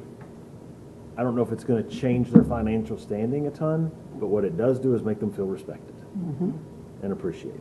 And so there's a secondary side to this. It's not just about the financial piece. It's about showing that we see you and we appreciate you and we value a veteran teacher. And it also allows us, like Amy said, let's go hire some great 25-year teachers from neighboring districts and bring them in, and perhaps seeing things like this, they'll go, oh, they like veteran teachers in Conroe, so they'll, maybe it helps us there. Or we're back. Yeah, and we do, I come in here and meet with our new hires, every group of new hires that come in, and one of the questions I always ask them is how many years experience they have them raise their hand. We hire a ton of veteran teachers. Like our principals do a really nice job of stratifying their hiring. We certainly get our share of rookies and young folks, and that's great, young in the profession, that's awesome. But we also hire a lot of veteran teachers as well, so it's, things like this help us, so. Okay, you want to show us some costs? Sure. So just real quick, the adjustments. This is one thing to keep in mind as you apply different increase models to teachers. There is a domino effect to your administrative educational plan. We put in teacher pay equity calculations to make sure that folks in that educator career pathway don't make less than they would make as a teacher back in the classroom on a daily basis. And so there is a trickle effect with any teacher increases. We want to make sure everyone's at least paid at minimum. We use the placement scale adjustments for your hourly staff, so experience and pay are connected. And then strategic adjustments for those folks furthest from market. The cost for the 2% model, the first number column is the general pay increase or the across the board part. The second is all of those specialized adjustments. And the third is the sum of the previous two. And as Dr. Knoll mentioned, this does include increased costs for the estimated new positions. I don't think it has the last round that the finance folks showed you earlier, but it roughly estimates for what your new positions will cost as far as pay increases. And the 3% model is much the same, just a higher basis for pay increase. Ms. Campbell, in that slide, would it be possible to put add a column for the the numbers of participants in each category? We do have a very detailed cost summary that we can share. It's just too much to fit on the slide. That would column. Yeah, I'd like to see like the.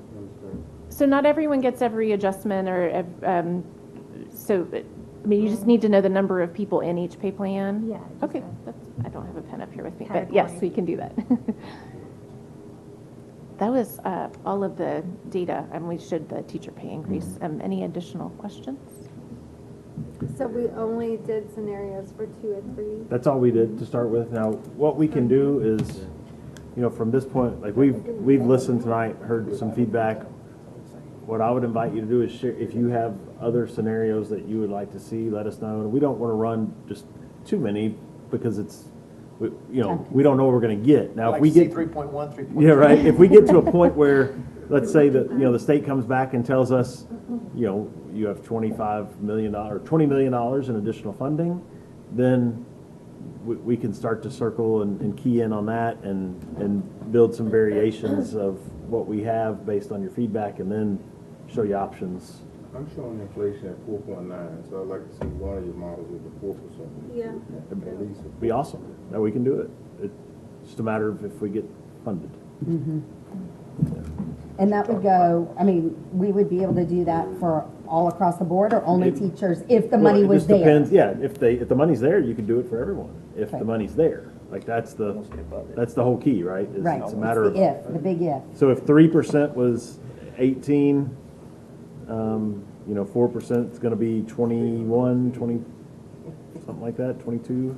So, just depends what they come with. Yeah, I was just going to point out that while the general pay increase ends up at a 3.5%, a 3% general pay increase ends up at a 3.5% cost impact, the end budget impact is still over 4% for this model. So a 4% starting point is going to get you up over 5% for the total cost impact. Okay.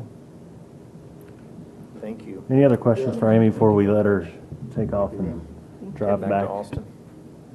Awesome. Thank you so much. We appreciate you. Safe travels. Yes. Thank you. Yeah. But really, Thank you, Ms. if Green. we use that Appreciate you. instead of for retention, we can buy another percent, theoretically. Yeah, but then you've spent money for next year that For you next don't year. have I to. know. I know. That'd make me very, very nervous to do that. Okay. I hear Do you we need when it comes we need a 5-minute break, or are we good to keep rolling? to retention. I don't like it either. Huh? Which slide you have? It's like 67, No, man. but it makes 15 sound better when I say 67 to start with, right? That's a good one. We could go fairly quickly. Let's go. All right, well, let's go. Let's So go. we've talked previously about the great work that the bond planning committee has been doing, and they have certainly put in hours and time, and we've spoken about that. Here is the schedule.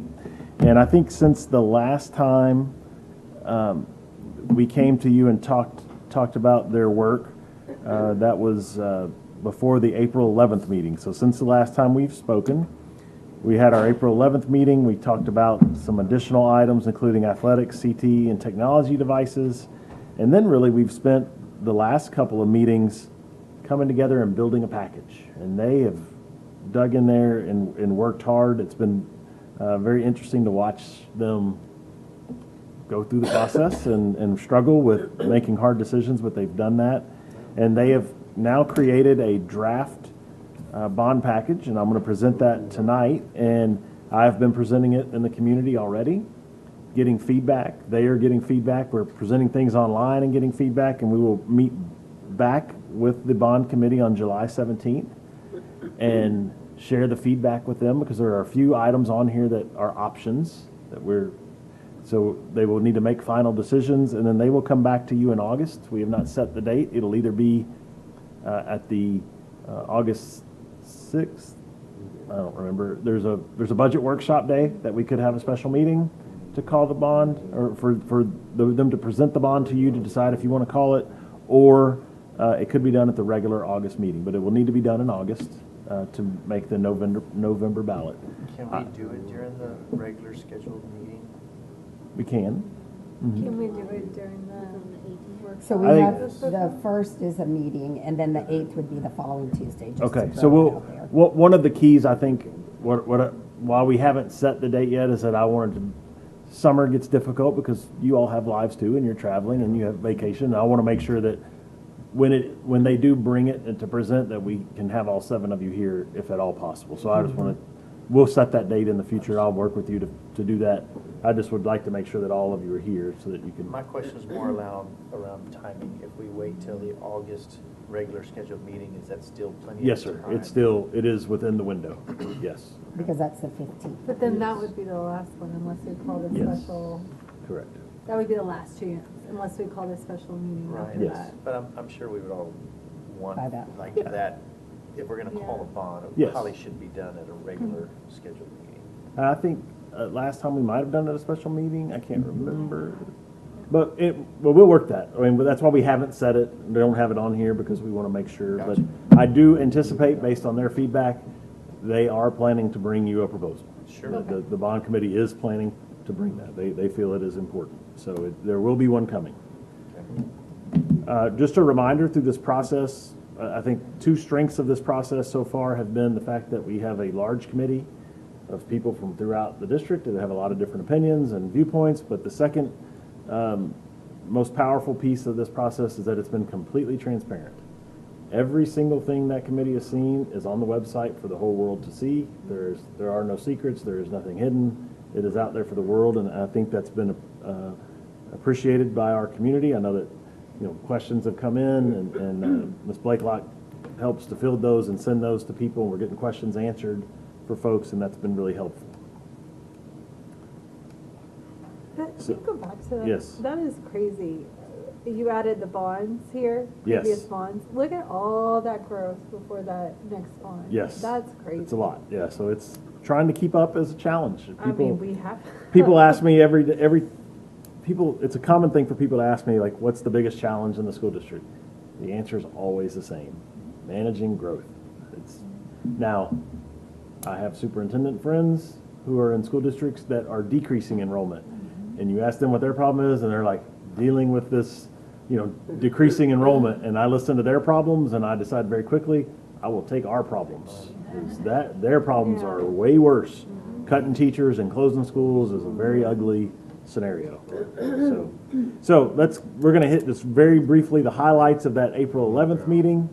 They learned about athletics, CTE, and technology devices. Technology devices have to be in their own proposition. So you're going to see here in just a few minutes that they stand alone in their own proposition by law. They have to. So these are Chromebooks, iPads, that type of thing. They help us access textbooks and all of the different programs that we use. The budget that was presented was that we need roughly $40 million worth of technology devices, and one of the things that we noted to them is when the bond failed in 2019 and we went from 807 to 654, we cut all technology devices out of the second bond. So we are behind because of that, and so this plan helps us to get caught up. Ag facilities. So we have 2 district ag facilities right now. We have one in the Woodlands and one in Oak Ridge. So this one in Oak Ridge is called Otwell. It serves Oak Ridge High and Grand Oaks. It is full. There is no more capacity there. And so we would like to add on to give more children an opportunity there to be a part of that program. We also have an ag facility off of Booty Road that serves the Woodlands High School and College Park High School. Once again, it is at capacity. It needs improvements as well. Those are the 2 existing ag facilities. We do not currently have an ag facility for Conroe or Caney Creek. Those students do not have an option to house animals. So this package would also include a new ag barn located at the fairgrounds that could serve Conroe High, Caney Creek High, and the new high school in the bond. The interesting thing about this discussion, the bond committee voted on every item that is on the bond proposition. To get an item included in the bond package, at least 66% of the committee had to vote to include it in the package. This was the single highest voted item in the entire process, Ag Barns. 95% of the committee said put Ag Barns in the proposition. It was very interesting just to see, like, that was the spot where it's the most interest. So I found it interesting. Moving on to athletics. Once again, now we move into separate propositions. I've talked about the pool. You can see here that we have one pool in Conroe ISD. You compare that to other school districts. Many school districts have a pool at every high school. Some, like Cy-Fair, for example, has one district natatorium like us, but then they have 5 of their high schools have individual pools so that they could have practice pools. UIL has added water polo as a sanctioned sport now. So now we have basically 2 different sports running out of our one pool, and we are out of water space. So this is busy, but this is the schedule of the natatorium. And really the point to be made here is there is no room, right? It is completely booked up, and we are reaching a point where we can't accommodate any more swimmers at our pool. So the committee felt strongly that we needed to include a pool as a proposition in this package, and we'll show you where that falls. Okay. And then finally, artificial turf for baseball and softball. We have 5 schools that do not have it presently, 1 that does. And so there is conversation about this, and this is something that they have not decided yet if they want to include in the package or not, but I'll show you exactly what that looks like. So let me pass out to you. I'm going to hit you the highlights of the actual package. Here it is.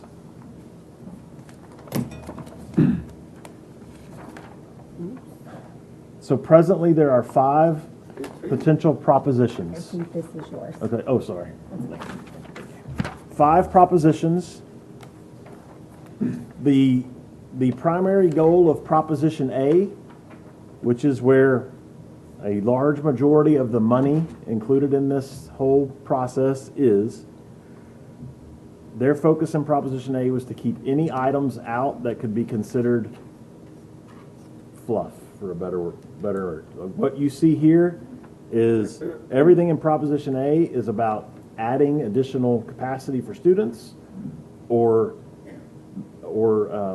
renovating current capacity so that we don't lose it, and then land and buses that go along with the growth. So new schools, 8 new schools, over $1 billion worth of new schools, a new high school in the Conroe area. Caney Creek would get a 9th grade campus. I'll note the Conroe area high school is 3,800 students, so that's larger than Grand Oaks was built. It would relieve both Conroe High School and some students out of Caney Creek. So we would be able to rezone some of the northern portion of the Caney Creek feeder to this new high school as well. A new 9th grade campus in Caney Creek, which would be located down on the 242 corridor. A Conroe area junior high, because both of our current junior highs are at capacity, and if we're going to pull more kids over from Caney Creek, we are going to need more seats in addition to the growth for those junior highs. Grand Oaks area, a 7-8, 9 campus. We lovingly refer to this as the comma campus, because we need to give relief to York Junior High, but also we need to give relief to the high school. So this would be basically 2 schools on one campus. They'd be separate. There would not be intermingling of 7th and 8th graders with 9th graders, but the building would be constructed in a manner so that potentially 4 years from now, when the next bond came, if we built a new junior high down there, this building would convert purely to a 9th grade campus. Woodlands Feeder Elementary, that would be up off Old Conroe Road in that area, north of 1488. 242 Corridor Elementary, You'll recall that we have land in multiple neighborhoods in that area, so we would need to decide where that would be, but that would give relief not only to the Caney Creek feeder, but also to Suchma. So that's why it's called the 242 corridor, not specific to a feeder. It would likely be a cross feeder elementary. Conroe area intermediate, and then a Grand Oaks area elementary as well. So those are the new schools, adding 13,000 additional seats in the school district. Additions, so these are 3 schools that have been traditionally over capacity forever, and have utilized many portables. So McCullough adding 500 seats, Haley and Ford adding seats as well for 700 additional seats there. Major renovations, and once again, you see major renovations and then master plans. What's the distinction? Major renovations typically mean we're going to go in and upgrade the mechanicals, all the things that you don't see. We're also going to do some changes that you can see as far as paint and floors and upgrading, but the building is going to function basically the way it's always functioned, okay? So the Woodlands High, Knox, Oak Ridge 9, San Jacinto, and Creighton. Master plans differ from major renovations because they actually change the way a school works. So Oak Ridge, this would be a phase 2 at Oak Ridge High School. There would be a future phase 3. And then Washington High School, once again, changing, rebuilding a portion of that building. 2,600 seats impacted there. Infrastructure is a line that we talked a lot with them about. This is not an exciting line. It's fun to talk about new schools because you can see them and feel them. Infrastructure are things like the mechanical pieces, the plumbing, the air conditioning. It's not exciting, but those are the type of things that if they go out, we can't have school in these older buildings. So this is replacement of those systems at older schools. Safety, while there's safety included in all the items above, this would be standalone safety money that could be used for things like door locks, film on glass, fencing, different things that could be done across. It would touch all campuses. Land, which would include land for all of the schools in this bond and may stretch us into a piece or 2 of land for a future bond. Transportation would include new buses as well as new expansion to our current facilities to park them, because right now all of our concrete is full. We've parked the buses on every bit of concrete that we own. And then technology infrastructure, once again, that's the things that happen here in our control center, all of these access points, everything that has to do with technology that's not in a student's hand. So that makes up Proposition A. Proposition B, once again, technology devices have to stand alone. They have to be in their own prop. That's why it's here. So $40 million technology devices that we just talked about. Proposition C, ag barns, which we just discussed, and then elementary gyms. We had this conversation previously about elementary gyms. They are currently considering 2 options to include in the bond package for elementary gyms. Option 1 would be 8 gyms, meaning half of the elementaries that don't currently have gyms would get them. Option 2 would be 16 gyms, meaning all of the elementaries that don't have them would get them. They've debated back and forth. Certainly they're trying to control costs. Where they really struggle is, like, how are we going to decide the 8 that aren't going to get it and who's going to tell them? Is really the piece of that. So I think their lean is to option 2 if they feel like they can afford it, and that's where they've tried to build it to make that work. This is just a reminder to you of where our schools are that don't have gyms, the red X's, and so the Woodlands is heavily impacted here, and that's something that everyone took note of. The pool, once again, they feel strongly that a pool needs to be included. It would be a standalone proposition. So Proposition D, they have 2 options currently that they are considering. Option 1 would be an outdoor but covered pool at our current natatorium. We have space next to the natatorium where this could occur. It could be there. It would be a 50-meter pool. It would have some bleachers, It would also include a little bit of an expansion of the current auditorium, meaning restrooms and locker rooms, for the additional people that would be present there. Option 2 would be to do the 25-yard indoor pool at our new high school in Conroe, which would allow Conroe, Caney Creek, and the new high school to practice up here, to not have to travel down there. There are pluses and minuses of both. The plus of doing it at the natatorium is it truly expands our capacity. It gives us more water space. You know, on meet days, having 2 big pools together would be very significant. That would be great. It keeps all of our students practicing in a championship caliber facility. The negative of that is it still has our students driving from Caney Creek and Conroe down to the Nat every day to practice. The positive for option 2 is less travel for some of those kids, which would be great. But the negative to that is it is less water, and it would not be available to be used for competition because it would not be big enough, and so we would lose that. So there's a slight cost difference, but it's not huge. But they're considering those 2 options. They will pick one prior to making a recommendation to you. And then finally, the question about artificial playing surface. So this is one, it could be here or not. It's a standalone proposition.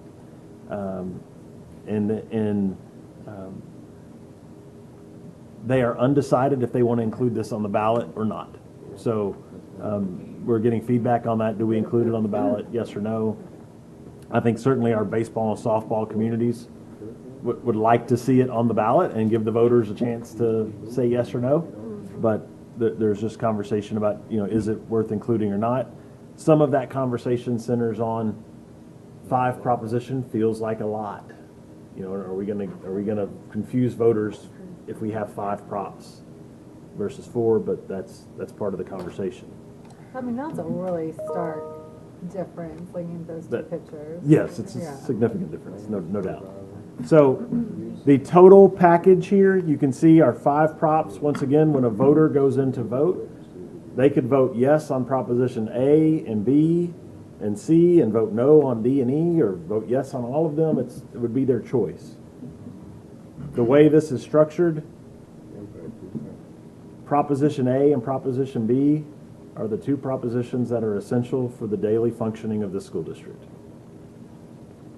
Proposition C, D, and E play significant roles in the extracurricular and co-curricular worlds of our students, but the school district could function on a daily basis without those pieces, all right? The elementary gyms would play a much bigger role in the instructional piece than any of the other things, but A and B contain all the elements that must be present for the school district to function on a daily basis. So that's kind of the way it was built. $1.99 billion maximum total. Once again, that could go down if they were to say to take the turf out, that we would go down by that amount. But the estimated impact on the tax rate is 2 cents. I want to write out cents. Okay, well, we can, absolutely. So, but the point of that is, remember, we know we're lowering the tax rate by 5 cents. We're probably lowering it by 15 cents. So it's going to be that communication effort to make sure people don't think that we're going to raise their taxes by 2 cents, because we're not. We're going to lower their tax rate no matter what. It's just a matter of, are we going to lower it 13 cents instead of 15 or 10 instead of 12? That's the impact, right?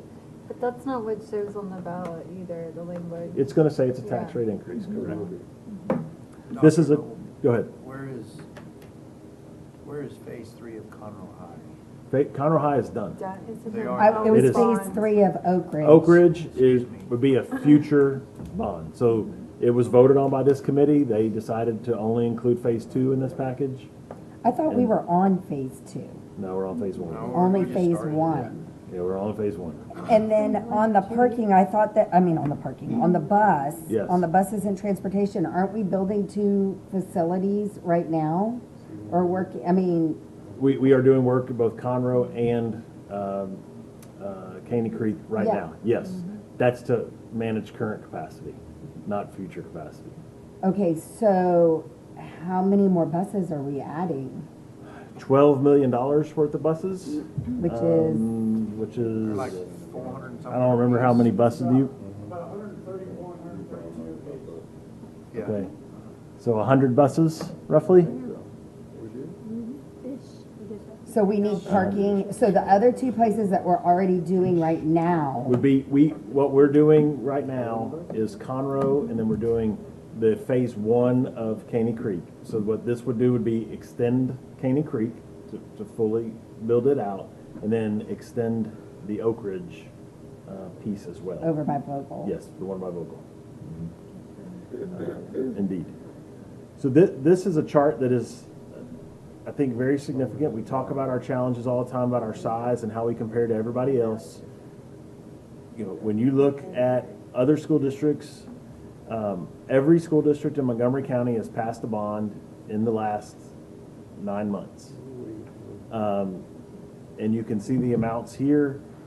Splendora, for example, in November, they have 4,300 students. They passed 225 million. If you compared that to our size, that would be like us doing 3.7 billion. Montgomery, 327 million. That's roughly $35,000 per student. That would be like us doing 2.5 billion. The most recent one on the chart is New Caney. This was just this past May. They did 695 million. They passed, I believe, at 65% passing rate. And that would be like us doing 2.9 billion. So these numbers are astronomical. We understand that. But when you compare us to these other districts, I do believe that our 1.99 fits well within, and we're managing our growth very well to do that. We talked about a 2-cent tax rate impact. I just want to bring back Darren's chart here just to make the point that even if we did have a 2-cent tax rate impact here, we would still be the second lowest tax rate in the entire Houston area. So we're still going to be, working with a really low tax rate. So what does that mean? Because I think $2 billion or $1.9 billion is hard for any of us to wrap our head around. But what does it mean for a homeowner? Our average home in Conroe ISD is $308,000. 2 cents is roughly $5 a month. Is that impact? Okay, so or $61 annually. So this is where they are. I will tell you that I presented this information. First of all, we're getting good feedback from folks out there. We're getting a lot of information out there. I presented this yesterday at a luncheon for the Conroe Chamber. It was not chamber staff. It was just community members that had signed up to go. Now, typically folks that go to chamber events are probably somewhat bond friendly, truthfully, but it was a different group of folks. It wasn't like the chamber board or anything. But they did a survey after my presentation. They asked, would you support this bond and its 2-cent tax rate impact? 96% of the people in the room said yes. We asked the option about the gym, PE classrooms and gyms. Would you like to see 8 or 16? 89% of the room said do 16. We asked which pool option would you prefer? 55% preferred option 1, which was at the Nat. And I would remind you this, I was in Conroe, so that was surprising. South County is going to skew well the other way. I was surprised to see Conroe go this way. And there were 46 respondents to this, by the way, 46 people on the thing. And then asked the question of should we include the artificial playing surface as a Prop E? 63% said yes on that. So that's just the first bit of feedback that we've received on this. And the committee is working now. You'll see them posting on social media. You've probably talked to the folks that you know and getting their feedback and sharing opinions. we have some events that we're scheduling this summer. Did we name that? What did we decide the name was? Let's go ahead and call them Coffees with Curtis. Coffees with Curtis, okay. So we are setting up some just community meetings, and I'll go to different places throughout the school district and just sit and visit with folks. Not going to do big presentations, but it's more Q&A and try to get feedback. And then we'll go back to the bond committee on July 17th with all that feedback, and they'll make their final choices and put it together. In August, when it's time for them to bring you their presentation, they will be the ones presenting it, not us. So this will be the last time you'll hear from me about this. The next time there will be a bond planning committee spokesperson that will come and make the presentation to you. So, any questions and you're welcome to send me any feedback after this too, and that you've had or you've heard that I can share with the committee as well. Okay. Good work. All right. Thank you, guys. Thank you very much. I appreciate it. And Show patience out there in the audience. that will conclude our meeting. So we will adjourn. The time is 10 o'clock. Thank you.